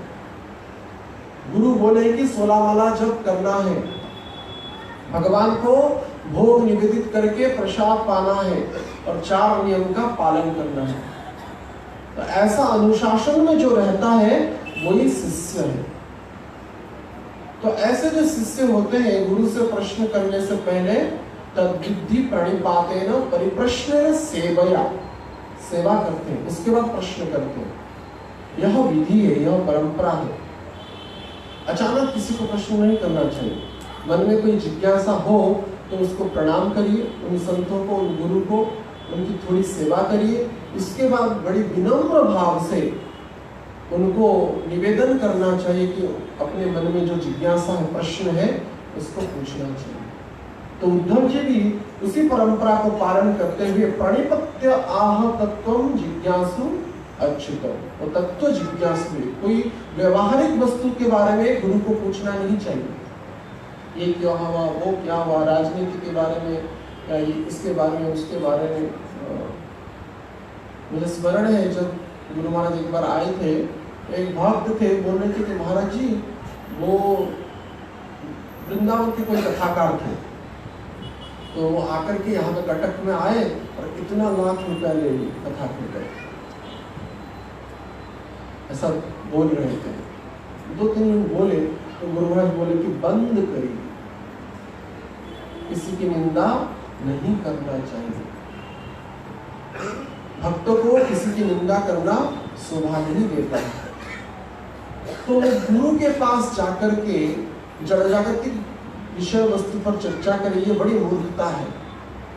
वो निकुंज योनो रतिके सिद्धि, जो पूर्णतः चिन्मय स्थिति में रहते हैं, सच्चित आनंद में भगवान के नित्य लीला चिंतन में जो रहते हैं, पूर्ण रूप लीला चिंतन में, ऐसे शुद्ध भक्त भगवान के शुद्ध भक्तों को तत्व जिज्ञासु होना चाहिए। यहाँ पे इसलिए स्पेसिफाई कर रहे हैं शुकदेव गोस्वामी, उद्धव जी क्या किए, प्रणिपत्य तत्वम जिज्ञासु अच्युतम, वो तत्व जिज्ञासु हुए, तत्व जिज्ञासा उन्होंने किया। भगवत तत्व के बारे में, आत्मा परमात्मा के तत्व के बारे में, जीवन के परम रहस्य के बारे में, भक्ति की विशेष उपादानों के बारे में गुरु को प्रश्न करना चाहिए। इसी परंपरा को पालन करते हुए उद्धव जी यहाँ पे प्रश्न कर रहे हैं और अपना जो मत स्थापन, अपना मत रख रहे हैं भगवान के बारे में। पहले तो गुरु की प्रशंसा करना चाहिए। ऐसे गरुड़ पुराण में भी बनना है, सेवा अपराध में गुरु के सामने गुरु की प्रशंसा ना करना भी अपराध है। गुरु को प्रशंसा करना चाहिए, तो चाहे डायरेक्टली हो चाहे इनडायरेक्टली हो, प्रशंसा करना चाहिए। तो भगवान को उद्धव जी डायरेक्ट वहां पे चरणों के पास बैठ करके प्रणिपत्य पुनः प्रणाम किए और तत्व जिज्ञासु होते हुए यह प्रश्न किए तथा यह अपना मत स्थापन कर रहे हैं। श्री उद्धव उवाच जोग ईश जोग विन्यास जोग आत्मन जोग संभव निश्चय में प्रोक्तः त्याग संन्यास लक्षणः। पहले कह रहे हैं भगवान को उद्धव जी कि हे योगेश्वर, उद्धववाच योग इस समस्त योग के आप ईश्वर हैं, इसलिए आपका एक नाम है योगेश्वर। भगवान का एक नाम है योगेश्वर। और योग ईश्वर और योग विन्यास, विन्यास यानी कि जितना भी योग शक्ति इस ब्रह्मांड में, जितने भी योगी हैं, जितने भी सिद्ध हैं, जितने देवता यक्ष गंधर्व किन्नर चारण सिद्ध तथा ब्रह्मा शिव पर्यंत जिनके पास भी जितना योग है, उस योग को आपने ही प्रदान किया है। आपसे ही योग प्रकट होता है, यानी कि समस्त सिद्धि प्रकट होती है। आप योग के ईश्वर हैं तथा आप योग विन्यास, यानी कि आप योग प्रदान करने वाले भी हैं। और योगात्मा और योग रूपक आत्मा यानी परम योग, परम सिद्ध का समस्त रहस्य आप जानने वाले हैं। योग आत्मा और योग संभव और योग की उद्गम स्थली है। आपसे ही योग प्रारंभ होता है और आपसे ही योग विलीन हो जाता है। इसलिए 4 योग शब्द कह करके योग ईशः, योग विन्यासः, योग आत्मा और योग संभव 4 शब्द व्यवहित करते हैं भगवान के उपलक्ष्य में श्री उद्धव जी। और कह रहे हैं कि निश्रेयसाय में प्रोक्तः त्याग संन्यास लक्षण। आप कृपा करके, क्योंकि आप मुझे छोड़ करके जा रहे हैं और इस संसार में भक्ति का प्रचार करने के लिए कह रहे हैं, तो वास्तविक मैं इस संसार को कैसे त्यागूं? शारीरिक रूप से, मानसिक रूप से, वाचिक रूप में मैं इस संसार को कैसे त्यागूं? तो इसलिए आप कृपा करके त्याग का रहस्य बताए। त्याग का अर्थ है वैराग्य। वैराग्य का अर्थ मुझे समझाइए। त्यागः संन्यास लक्षण। एक सन्यासी की क्या लक्षण है? एक सन्यासी का अर्थ नहीं जैसे हम कल चर्चा कर रहे थे दंडधारी ही सन्यासी नहीं, एक गृहस्थ भी सन्यासी हो सकता है अगर वो कर्म को त्यागे। कर्म में जिसका आसक्ति ना हो वही सन्यासी है। हर एक आश्रम में, हर एक वर्ण में सन्यास धर्म को पालन किया जा सकता है, क्योंकि सन्यास त्याग का सूचक है, वैराग्य का सूचक है। और चैतन्य महाप्रभु के अनुयायी जितने होते हैं वो त्याग ही उनका आभूषण है। चाहे पुरुष हो, चाहे स्त्री हो, चाहे कोई भी आश्रम में रहने वाला हो, त्याग ही उसका आभूषण है। महाप्रभु रजत भक्त वैराग्य प्रधान, ताते देखे प्रीत है गौर भगवान। महाप्रभु हमको देख करके कैसे प्रसन्न होंगे? जब हमारे अंदर त्याग होगा, जब हमारे अंदर वैराग्य होगा। जब हमारे अंदर वैराग्य होगा तभी ही महाप्रभु हमको देख करके प्रसन्न होंगे। और सबसे बड़ा त्याग का सूचक है कि भगवान का नाम करें। विषयासक्त में न होकर के, निरासक्त होकर के निष्काम भाव से भगवान का नाम करना एक बड़ा त्याग है। पता नहीं, जब सोने का मन होता है, सोते रहते हैं, लेकिन मंगल आरती उठना पड़ता है तो उसको त्यागते हैं। सोने को त्यागेंगे तभी तो मंगल आरती उठेंगे। और श्रील प्रभुपाद जी बोलते थे कलयुग में मंगल आरती उठना ही सबसे बड़ा योग है, सबसे बड़ा त्याग है। इतना सहज नहीं। विषयी लोग को बोलेंगे तो 3:30 बजे उठना पड़ेगा, अरे कौन उठेगा? नहीं उठेंगे। लेकिन भगवान के भक्त उठते हैं और भगवान का मंगलमय दर्शन करते हैं। हर एक अंतर्राष्ट्रीय कृष्ण भावना संघ में लगभग सुबह 4:30 बजे मंगल आरती होता है, और मंगल आरती से आधा घंटा पहले ही भक्त लोग पहुंच जाते हैं मंगल आरती में। तो भक्ति की जो क्रिया है वो त्याग का सूचक है। जिस समय हम टीवी देख रहे थे वो टीवी ना देख करके भगवान का नाम करें, ये भी एक प्रकार का त्याग है। न्यूज़पेपर पढ़ते हैं सुबह उठ करके, वो ना पढ़ करके भगवान का नाम करें, ये सब त्याग है। विषयासक्त से जो आसक्त है मनुष्य, उस सब को त्याग करके भगवान का नाम में प्रतिष्ठित हो, यही त्याग है। भक्ति करना ही एक त्याग है। तो महाप्रभु के जितने जो भक्त होते हैं उनमें वैराग्यता प्रधान होती है, त्याग प्रधान होता है। लेकिन कलिकाल में जो कर्म सन्यासी है उनके अंदर सन्यासी का लक्षण नहीं है। साधारण जो जड़ जगत में जो ढोंगी होते हैं वो सन्यास धर्म का पाखंड प्रवचन करते हैं। पाखंडी जो लोग होते हैं अपने आप को सन्यासी का परिचय दे करके जनकी संग्रह, प्रतिष्ठा की संग्रह, स्त्रियों का संग्रह, धन का संग्रह करते हैं।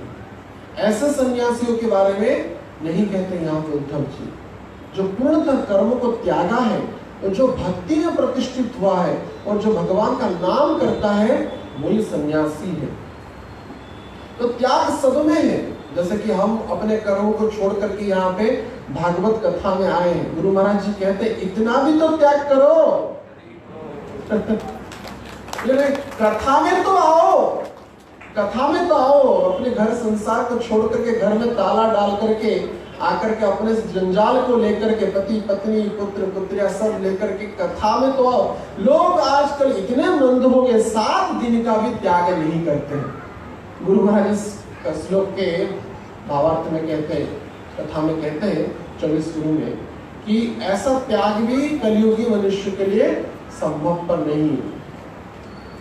और गुरु महाराज कहते हैं कि कथा में अगर बोला जाएगा जितने भी पुरुष हैं जो कह रहे हैं यहाँ पे ना संन्यास लक्षण, संन्यास परम धर्म है, जितने भी पुरुष हैं उन सबको कथा के अंत में संन्यास दिया जाएगा। अगर बोला जाएगा तो ये कथा का ही संन्यास कर देंगे, कथा का ही संन्यास कर देंगे। तो सन्यासी शब्द ही सुनकर के बड़ा भय लग जाता है गृहस्थ को। अरे सन्यासी कौन लेगा? वानप्रस्थी लेना ही बड़ा कठिन हो जा रहा है आजकल, तो संन्यास कौन लेगा। तो कम से कम इतना तो त्याग करना चाहिए। साल में एक बार जो कथा होता है, चाहे 7 दिन का या 15 दिन का जो भी हो, तो उस कथा में समस्त कार्य को छोड़कर इतना तो त्याग करो। गुरु महाराज कह रहे हैं इतना त्याग करके कथा में आकर के 2 घंटा बैठना भी कठिन हो जाता है। पैर को इधर करते हैं उधर करते हैं, कठिन बड़ा कष्ट होता है। वो बड़े जड़ कलयुग की जो जड़ मनुष्य है, और शरीर अविद्या का जाल है, अविद्या का जाल है, और जड़ इंद्र उसके ऊपर काल है, जड़ इंद्रिय उसके ऊपर काल है। इंद्रिय जो है और मानसिक जो चेतना है बड़ी दूषित हो गया है। तो कम से कम इतना त्याग करना ही चाहिए।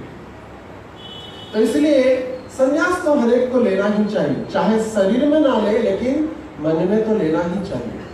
चाहे माताओं में हो, चाहे पुरुष हो, चाहे कोई भी आश्रम में हो, संन्यास हर एक को लेना ही पड़ेगा।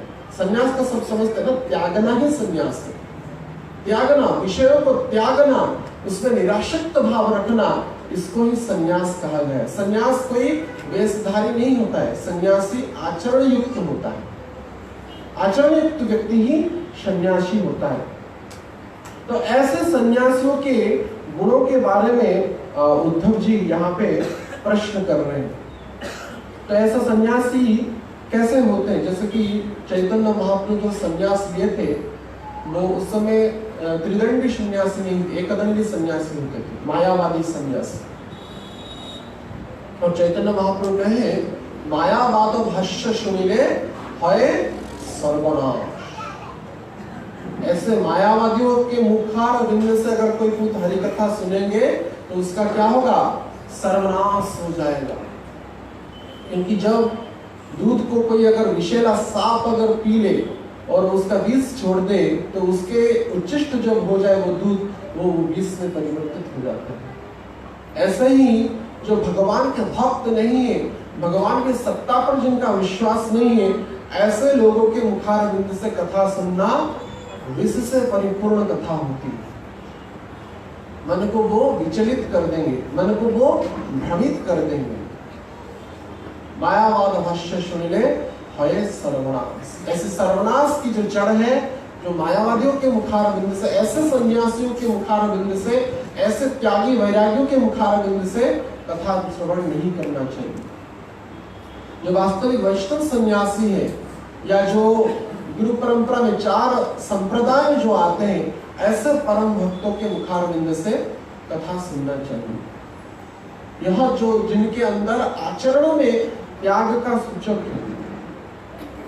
परम भक्ता तो भगवान ही है, लेकिन परम भक्ता होते हुए भी वो परम सन्यासी है। यानी किसी भी अवतार में भगवान ने सन्यास नहीं लिए थे, लेकिन चैतन्य महाप्रभु कृपा करके हम जैसे जड़ जगत के लोग विश्वास नहीं करेंगे, सन्यासी का लक्षण को स्वीकारेंगे नहीं, त्याग को स्वीकारेंगे नहीं। इसलिए भगवान को कोई सन्यास लेने की आवश्यकता नहीं थी, लेकिन फिर भी भगवान ने सन्यास लिया।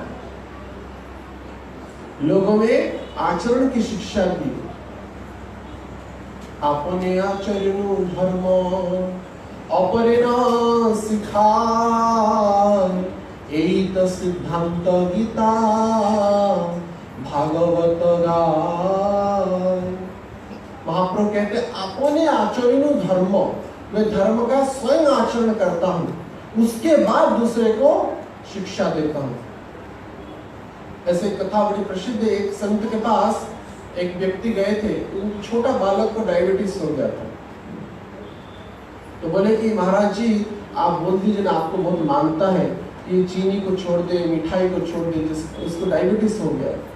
तो उन संत बोले कि कुछ दिन प्रतीक्षा करो, उसके बाद में बोलूंगा। और 15 दिन के बाद वो पुनः आए, तब जाकर के उन्होंने बोला बच्चा मिठाई खाना ठीक नहीं, तुमको डायबिटीज हो गया, पता ही नहीं, इसलिए मिठाई छोड़ दो और अन्य वस्तु खाओ, अन्य खाद्य खाओ, लेकिन मिठाई मत खाओ। तब वो जो बालक था तुरंत ही मान लिया, ठीक है महाराज मैं अब आज से मिठाई नहीं खाऊंगा। तो उनके जो पिताजी थे वो प्रश्न किए, महाराज जी क्या कारण है, आप 15 दिन के बाद क्यों बोले? तो महाराज जी बोले, तो संत बोले, अरे 15 दिन पहले मैं खुद मिठाई खाता था और मैं खुद मिठाई खाने वाला हूँ और दूसरे को बोलूंगा कि मिठाई छोड़ दो, तो क्या वो संभव पर होगा? नहीं होगा। बोलने में तो बोल सकता हूँ, लेकिन आचरण में वो परिवर्तन नहीं लाएगा। इसलिए अपने आचरण धर्म अपने न सिखाए। हम अगर किसी को शिक्षा दे रहे हैं, हम उस बात को स्वयं आचरण करना आवश्यक है, तब जाकर के ही कोई दूसरे को शिक्षा दे सकते हैं। इसलिए खुद पापाचार में लिप्त है, खुद 4 पाप में लिप्त है और दूसरों को बोले कि 4 पाप छोड़ दो, तो वो कार्यान्वित नहीं होगा। इसलिए महाप्रभु चैतन्य महाप्रभु खुद आचरण करके दिखाए भक्ति कैसी होती है, भक्ति की उच्चम शिखर कैसे होता है, उसका प्रदर्शन चैतन्य महाप्रभु अपने जीवन में किया। स्वयं सचराचर ब्रह्मांड के नायक सर्वेश्वर परात्पर विश्वंभर होने के बाद भी उन्होंने संन्यास धर्म को ग्रहण किया। नवद्वीप में सब रो रहे थे, सची माता रो रो करके बिलक रही थी, विष्णुप्रिया रो रो करके बिलक रही थी, लेकिन फिर भी चैतन्य महाप्रभु सबको वो नजरअंदाज करके हम जैसे बद्ध जीवों के उद्धार के लिए उन्होंने संन्यास ग्रहण किया। जब चैतन्य महाप्रभु संन्यास लेकर के वृंदावन की ओर जा रहे थे, बाद में एक समय में काशी में पहुंचे, तो वहां पे जो मायावादी सन्यासी के हेड थे प्रकाशानंद सरस्वती, तो उन्होंने बोले इस सन्यासी का इस काशीपुरी में कोई काम नहीं है। सन्यासी नाम मात्र महा इंद्रजाल, काशीपुरे नाविका वो तारो भावों का। ये सन्यासी नाम मात्र का है। कहेगा सन्यासी ना वेद की चर्चा करता है, ना शास्त्रों के बारे में बोलता है, बस हरि बोल करके नृत्य करता है, ऐसा कहेगा सन्यासी। ऐसा सुन, जब चैतन्य महाप्रभु आए नहीं थे तब वो विचार कर रहा था, लेकिन जब चैतन्य महाप्रभु प्रवेश किए काशीपुरी में, उनके पीछे पीछे लाखों हजार लाखों लोग भगवान का नाम लेकर के हरि बोल ऐसा कहकर के नृत्य करते हुए चल रहे थे। तब प्रकाशानंद सरस्वती भयभीत हो गया, अरे ये सन्यासी की इतना प्रभाव है, उसके पीछे पीछे तो लोग जनता पागल जैसा घूम रही है। तो ये वास्तविक सन्यासी का लक्ष्य है, जो भगवान के नाम का प्रचार करे, भगवान की लीला गुण चरित्र के बारे में चर्चा करे, ना कि तत्व जिज्ञासु तत्व अहम ब्रह्मस्मि बारे में नहीं बोले, अहम ब्रह्मस्मि की चर्चा नहीं करे। तो भगवान के जो परम भक्त होते हैं, भगवान के जो सिद्ध भक्त होते हैं, ऐसे जो त्याग सन्यासी का सूचक होते हैं, वो ऐसे भगवान का नाम में प्रतिष्ठित होते हैं और अपनी आचरण से जगत में शिक्षा देते हैं। तो उद्धव जी ऐसे सन्यासियों के गुणों के बारे में प्रश्न कर रहे हैं तथा पुनः कह रहे हैं, त्याग अहम दुष्करः भूतम कामानां विषयात्मभिः सुतरां त्वयि सर्व आत्मानः अभक्तेहि इति मे मतिः। उद्धव जी कह रहे हैं कि त्याग अयम दुष्कर, जो सन्यासी का लक्षण त्याग है, वो दुष्कर है। हम जैसे बद्ध जीवों का प्रतिनिधित्व यहाँ पे कर रहे हैं। उद्धव जी अपने बारे में नहीं बोल रहे, कह रहे हैं कि त्याग अयम दुष्कर भुवन, हे स्वामी यानी कि हे प्रभु, भुवन यानी कि हे प्रभु, त्याग अयम दुष्कर, हम जैसे बद्ध जीवों के लिए त्याग बड़ा दुष्कर है, बड़ी कठिन है। और कामानाम विषय, और ये काम इतना व्याकुल कर लेता है। विचार करिए, जड़ जगत में जो भोग करने की जो विचारात्मक भावना आती है, उसको त्यागना बड़ा कठिन है। क्यों? क्योंकि कामना विषयात्म, ये अनेक जन्मों से हम इस कामना करते आ रहे हैं। आहार, निद्रा, भय और मैथुन, ये 4 क्रिया हम हर एक योनि में करते आ रहे हैं। तो इसको त्यागना इतना सहज नहीं है। सुतराम त्वयि सर्व आत्मनां अभक्ते ही इति मे मति, लेकिन जो भगवान के भक्त हो जाते उनके लिए धीरे धीरे सहज हो जाता है। ये कामना को त्यागना सहज हो जाता है, क्योंकि एक अपनी जो जड़ इंद्रिय है उसको वो बस एक मॉडिफिकेशन कर लेते, एक उसकी दिशा है वो परिवर्तन कर लेते हैं। आहार जो खाते थे उसको भोग लगा करके प्रसाद कर देते हैं। तो आहार की जो उसमें जो मंदता थी, उसमें जो पाप था खाद्य में, वो प्रसाद के रूप में अमृत के जैसा हो गया। तो जड़ता को चिन्मयता में उसकी दिशा को परिवर्तन करना है बस। यद्यपि अभक्तों के लिए बड़ी कठिन है, लेकिन भगवान के जो भक्त होते हैं वो त्याग को बड़ी श्रद्धा से, बड़ी सहज से ही इसका आचरण कर लेते हैं। त्याग उनके लिए कोई कठिन वस्तु नहीं होता है। तो इसीलिए भगवान के जो परम भक्त होते हैं वो त्याग सूचक होते हैं, वैराग्य सूचक होते हैं, सन्यासी सूचक होते हैं। तो इसलिए भगवान भी अपने जीवन में दिखाए। भगवान कृष्ण यद्यपि सर्वेश्वर है, परम ज्ञानी है, लेकिन त्याग को वो किए। संगीत मुनि आश्रम में गए या नहीं? कृष्ण बलराम जाकर के वहां पे पढ़ाई की। और ऐसा नहीं कोई राजपाट जो ठाट वहां पे था, साधारण गैरिक वस्त्र धारण करके गुरु की सेवा करते थे, लकड़ी लाने के लिए जाते थे, समिधा लाने के लिए जाते थे, और आश्रम में झाड़ू करते थे, अन्य गौ माता की सेवा करते थे। भगवान अपने जीवन में स्वयं प्रमाण करके दिखाए हैं, भगवान स्वयं दिखाए हैं। अगर भगवान ऐसा कष्ट को स्वीकार कर सकते हैं तो हम क्यों ना कर सकते हैं? लेकिन हमको सिर्फ बड़ी बड़ी सेवा की चाहिए। होता है ना मंदिर में देख, नहीं हमको चप्पल की सेवा देंगे तो नहीं मना करेंगे, नहीं हमको तो माला पहनाने की सेवा देंगे। चप्पल के पास सेवा करने की रुचि नहीं होती। प्रसाद डिस्ट्रीब्यूशन करेंगे तो कमर मिल जाएगा, यानी प्रसाद खाने की सेवा कर सकते। तो ये जो प्रकारात्मक भेद होता है इसमें कोई अंतर नहीं है। यद्यपि यह जड़ता है, जड़ दृष्टि में ऐसा अनुभव होता है, लेकिन आध्यात्मिक दृष्टि जो होता है वो एक समानता दृष्टि को प्रदान करता है। इसमें आध्यात्मिक जगत में कोई अंतर नहीं है, कोई भी सेवा में कोई भी अंतर नहीं। जैसे हम चर्चा कर रहे थे, श्री विग्रह की सेवा जैसा होता है, मंदिर में झाड़ू लगाने की भी सेम सेवा होती है। उसमें कोई भक्ति में कोई अंतर नहीं होता है।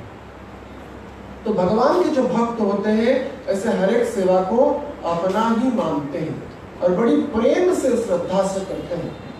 हम देखे हैं कई कुछ जगह पर मंदिरों में भी बड़े बड़े रईस लोग भी आकर के चप्पल की सेवा करते हैं। देखें मंदिरों में भक्त लोग आकर के चप्पल की सेवा बड़ी प्रेम से, बड़ी आनंद से हाथ में पकड़ करके उस चप्पल को रखते हैं, बड़ी श्रद्धा से लाइन में रखते हैं और पुनः देते हैं। ये भक्त कैसे ऐसा हो गया? और महाप्रभु इसका प्रमाण दिखाए। जैसे हम चर्चा कर रहे थे, प्रकाश नंद सरस्वती जब उनको सन्यासियों की सभा में बुलाए तो महाप्रभु जहाँ पे भक्तों का चप्पल था, खड़ांग था, वहां पे बैठ गए। यद्यपि उनके लिए आसन, बड़ी सुंदर आसन की व्यवस्था किया गया था, लेकिन नीचे जहाँ पे साधुओं का चप्पल था वहां पे वो बैठ गए। गोस्वामी तुलसीदास जो थे वो भी जब वृंदावन आए थे, नाभा गोस्वामी भंडारा दे रहे थे। उस भंडारा में यद्यपि उनको जाने की इच्छा नहीं थी, लेकिन नाभा गोस्वामी की दर्शन करने की उनकी इच्छा थी। और इधर नाभा गोस्वामी भी भक्तमाल ग्रंथि की कौन सिमेरी होगा इसका विचार में थे। तो इधर क्या हुआ, वो प्रसाद पाने के लिए जब बैठ गए तो जो पुजारी था, जो प्रसाद डिस्ट्रीब्यूशन कर रहा था, तो सबको पहले काल में साधु लोग थाली कमंडलू लेकर के चलते थे, अपना पात्र लेकर के चलते थे। तो ये क्या कि किसी साधु का चप्पल ही ले लिया, और किसी साधु का चप्पल है वो खीर प्रसाद डिस्ट्रीब्यूशन हो रहा था और चप्पल को दिखा लिया। तो वो जो पुजारी था, जो प्रसाद डिस्ट्रीब्यूशन कर रहा था, बड़ा क्रोधित हो गया। अरे तू कैसा साधु है, चप्पल में खाने के लिए दिखा रहा है। तो बड़ी शोर आवाज हो गया और इधर नाभा गोस्वामी को पता चला कि यहाँ शोर हो रहा है। जो आकर के देखे, बड़े शांत स्निग्ध भाव से बैठ करके बस उनकी गाली सुन रहे हैं गोस्वामी तुलसीदास जी। उनके मन में कोई भी कष्ट नहीं था, कोई भी विकारात्मक भावना नहीं था। ऐसे शांत स्निग्ध भगवान के चिंतन में निमग्न हुए गोस्वामी तुलसीदास से बैठे हुए, तो उसको देख करके विचार किए नाभा गोस्वामी, ऐसा कोई भक्त केवल ही केवल गोस्वामी तुलसीदास ही हो सकता है, जो कि चप्पल में भी प्रसाद पाने के लिए प्रस्तुत होगा। ये भक्तों का संज्ञा है। तो ये सिर्फ कर्ण को आनंद दिलाना विषय वस्तु नहीं है, हमको भी अपने जीवन में इसको आचरण करना चाहिए। किसी भक्त का पदत्राण को देखे तो उसको घृणा नहीं करना चाहिए। हमारे एक भक्त है, वो माने हम चप्पल को क्लीवर माने एक जैसे कि पुरुष और स्त्री में माने आप विचार होता है, कहते ना, बोलते आप आइए आप जाइए, ऐसा कहते हैं। लेकिन हम एक भक्त को देखे, वो चप्पल को भी देख के बोलते हैं कि आपका चप्पल को इधर, उनको भी आप बोलते हैं। माने किसी भक्त का अगर चप्पल को भी देखेंगे उसको सम्मान देकर के बोलेंगे, हे चप्पल जी आप कृपा, उनको मैं क्या उठाऊं, ऐसा बोलते थे वो। ऐसी उनकी मन में माने श्रद्धा होती थी भक्तों के चप्पल के प्रति। तो भक्त जो होते हैं वो शारीरिक चेतना में नहीं रहते। भक्तों के लिए ऐसा त्याग, ऐसा संन्यास कष्टकर होता है, लेकिन भक्त लोग भगवान के नाम में प्रतिष्ठित होने के कारण या शरीर में कोई अंतर नहीं है या हम चिन्मय आत्मा है, यह ज्ञान होने के कारण वो हरेक में भगवान का दर्शन करते हैं। तो उनको चप्पल में भी भगवान का दर्शन होता है। ऐसे तो साधुओं का जो पदत्राण है विशेष पूजा किया जाता है। अब भी चैतन्य महाप्रभु का जो चरण कमल है जगन्नाथपुरी में अभी भी स्थापित है, देखे होंगे कितना सुंदर है, उस चरण चिन्ह को स्पर्श करते हैं। तो ऐसा जो त्याग और वैराग्य उद्धव जी कह रहे हैं अभक्तों के लिए कष्टकर होती है, लेकिन भक्त लोग इस त्याग को और वैराग्य को सहज से ही ग्रहण कर लेते हैं, और इस त्याग वैराग्य से आप भगवान प्रसन्न होकर के उनको अविरल प्रेम की धारा प्रदान करते हैं। तो ऐसे भगवान के जो परम भक्त होते हैं वो त्याग तथा संन्यास के सूचक होते हैं, जिनके अंदर पूर्णतः वैराग्यता होती है, विषय को भोगने की एक रंच भर भी कामना नहीं होती। ऐसे भगवान के जो भक्त होते हैं वो सबसे श्रेष्ठ होते हैं, सर्वोपरि होते हैं। और पुनः कह रहे हैं स अहम मम अहम इति मूगावती विगाढ़ मायया विरचित आत्मनिशानुबंधे तत्तु अद्युषा निगदितं भवता अहम संसाध्यम भगवत अनुसंधि भृत्यम। पुनः अपनी दैन्यता को प्रकाश करते हैं कि यद्यपि ऐसे त्याग वैरागी लोगों के लिए आपका भक्ति सहज होता है, लेकिन मैं तो अत्यंत मूर्ख हूँ, अत्यंत मैं मूर्ख हूँ और मेरी चेतना इतना उन्नत नहीं है। इसलिए हे भगवान आप कृपा करके मेरी जो जितना भी शारीरिक संबंधी है उसको छिन्न कर लीजिए, भौतिक जो आसक्ति है उसको शून्य कर लीजिए, और मैं जो यह शरीर हूँ, मैं संसार का अंश हूँ और मैं शरीरधारी जो संबंधियों को अपना मानता हूँ, ऐसा जो मेरी अज्ञानता है आप कृपा करके इसको नष्ट कर दीजिए। मैं और मेरा ये जगत का सबसे बड़ा भयंकर शब्द है, मुंका करता हम इति मन्यते। गुरु महाराज इस कथा में कहते हैं कुछ लोग होते हैं बस अपने विषयों के बारे में ही चर्चा करते हैं।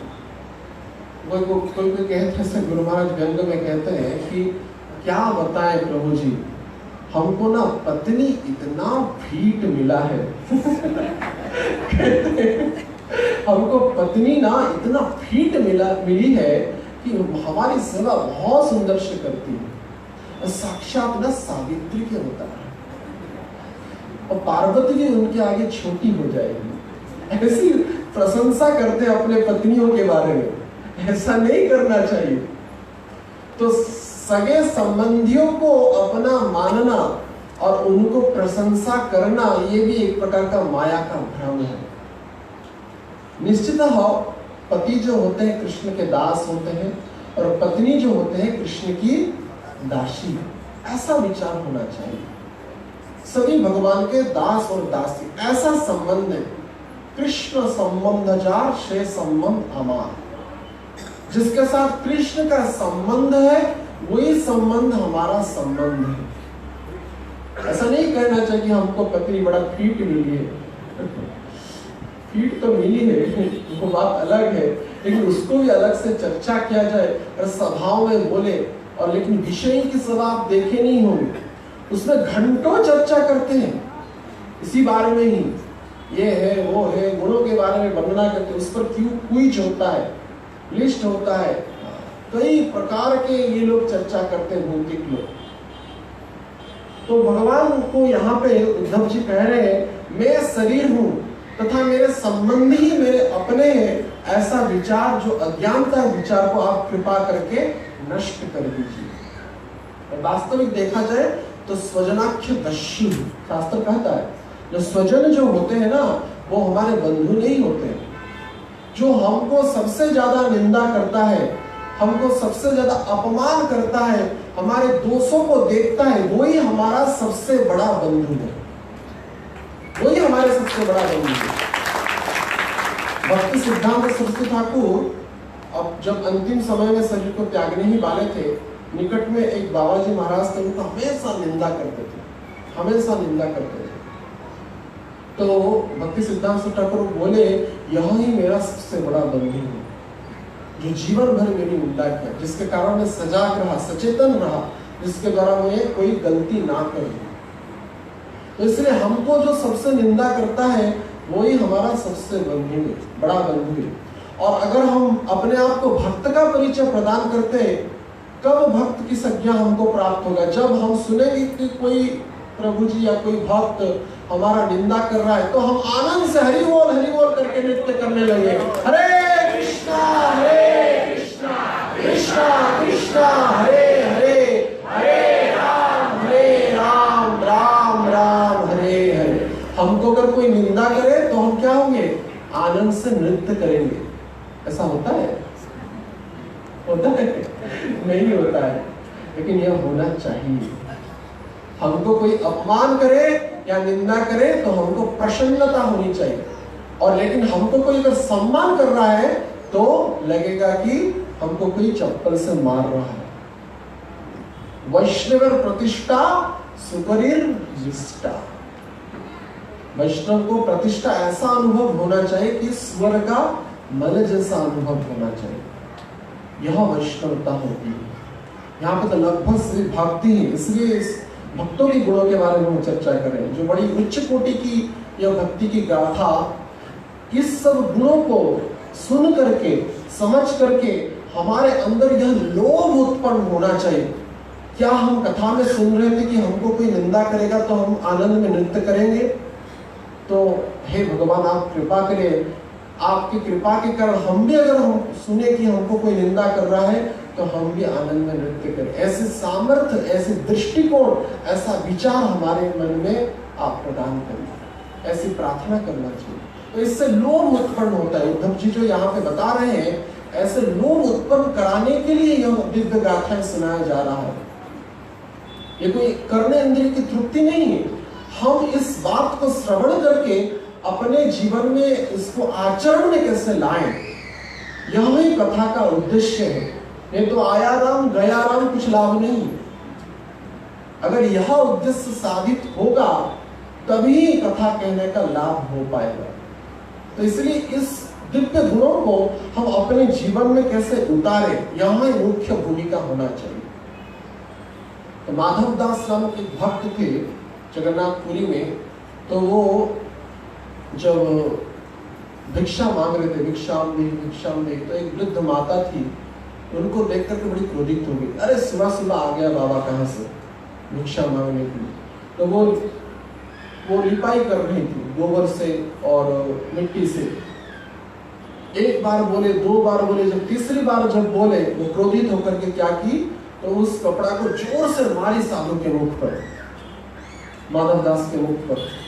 लेकिन माधव दास इस क्रिया से कुछ भी अप्रसन्न नहीं हुए, बड़ी गाली गुलज करके उनको वो कपड़ा फेंक दी और प्रेम से नृत्य करने लगा। हे भगवान आप कितने दयालु हैं, मेरे पास भगवान जगन्नाथ जी को दिया दिखाने के लिए बत्ती नहीं था, तो ये कपड़ा को मैं समुद्र के जल में धो लूंगी और इसको काट करके बत्ती बना करके भगवान को दिया दिखाऊंगी, दिया दिखाऊंगा, ऐसा विचार किया।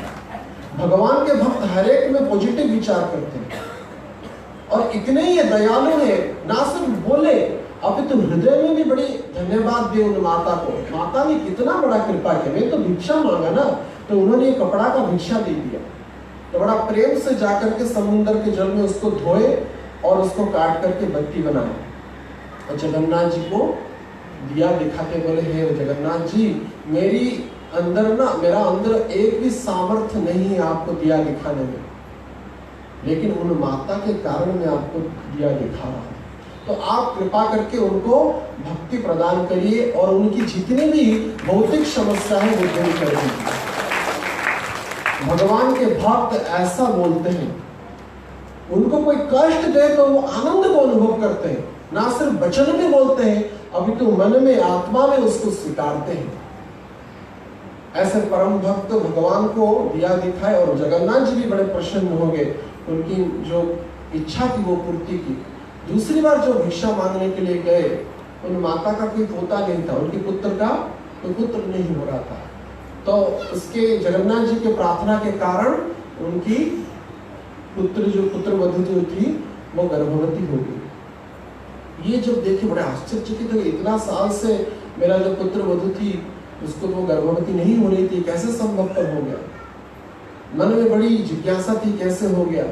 दूसरी बार जब उन माधव दास जी ने भिक्षा मांगने के लिए गए तो उनके मन में सद्विचार आ गया था, उनके प्रार्थना से, माधव दास के प्रार्थना से, जगन्नाथ जी की कृपा से उन माता के अंदर सद्विचार आ गया था। जाकर के पूछे, बाबा मैं तुम वही बाबा हो जिसको मैं बड़ा क्रोधित होकर के जो मिट्टी और गोबर से सने हुआ कपड़ा में मुंह पर मार दिया था? बोले, माता आपने तो कृपा किया था, आपने मारा नहीं था, आपने कृपा किया था, और जिसके कारण मैं जगन्नाथ जी को कई दिनों तक वो कपड़ा को चीर करके, उसको फाड़ करके मैंने दिया दिखाया। और बोला, बाबा तूने कुछ मेरे लिए जगन्नाथ जी को बोला क्या? मैंने कुछ नहीं बोला, वैसे ही कुछ बोल दिया। जब बाध्य किए माता, तब जाकर के माधव दास ने सत्य बात बोला, तब जाकर के पता चला कि भगवान के भक्त कितने बड़े दयालु होते हैं। मारो खाइया प्रेमो देइया, मार खाते हैं लेकिन देते हैं क्या? प्रेम। ये भक्तों की निशानी है। तो इसलिए ऐसे परम भक्तों की स्थिति को पहुंचना ही हर एक जीवात्मा का अंदर लोभ उत्पन्न होना चाहिए। हम भी कैसे ऐसे भक्तों का पदांक अनुसरण करके भगवान की परम भक्ति को प्राप्त करें, और निश्चित ही हम प्राप्त करेंगे जब जितना हम भगवान के नाम में, कथा में प्रतिष्ठित होंगे, ऐसे सद्गुण विचार, ऐसे महात्माओं का चरित्र श्रवण करेंगे, उतना ही हमारे अंदर सद्गुणों का उत्पन्न होगा, परिप्रकाश होगा, और इसके द्वारा हम भगवान के नित्य सिद्ध भजन करने में प्रतिष्ठित होकर के भगवान का नित्य चरण कमल प्राप्त करेंगे। हरे कृष्णा कृष्णा कृष्णा हरे हरे, हरे राम राम राम हरे हरे। ग्रंथराज श्रीमद् भागवतम की, हरिनाम संकीर्तन की, जगत गुरु श्रील प्रभुपाद महाराज की, पतित पावन श्रील गुरु महाराज की, समवेत भक्त वृंद की, हिताय गौर प्रेमानंदे।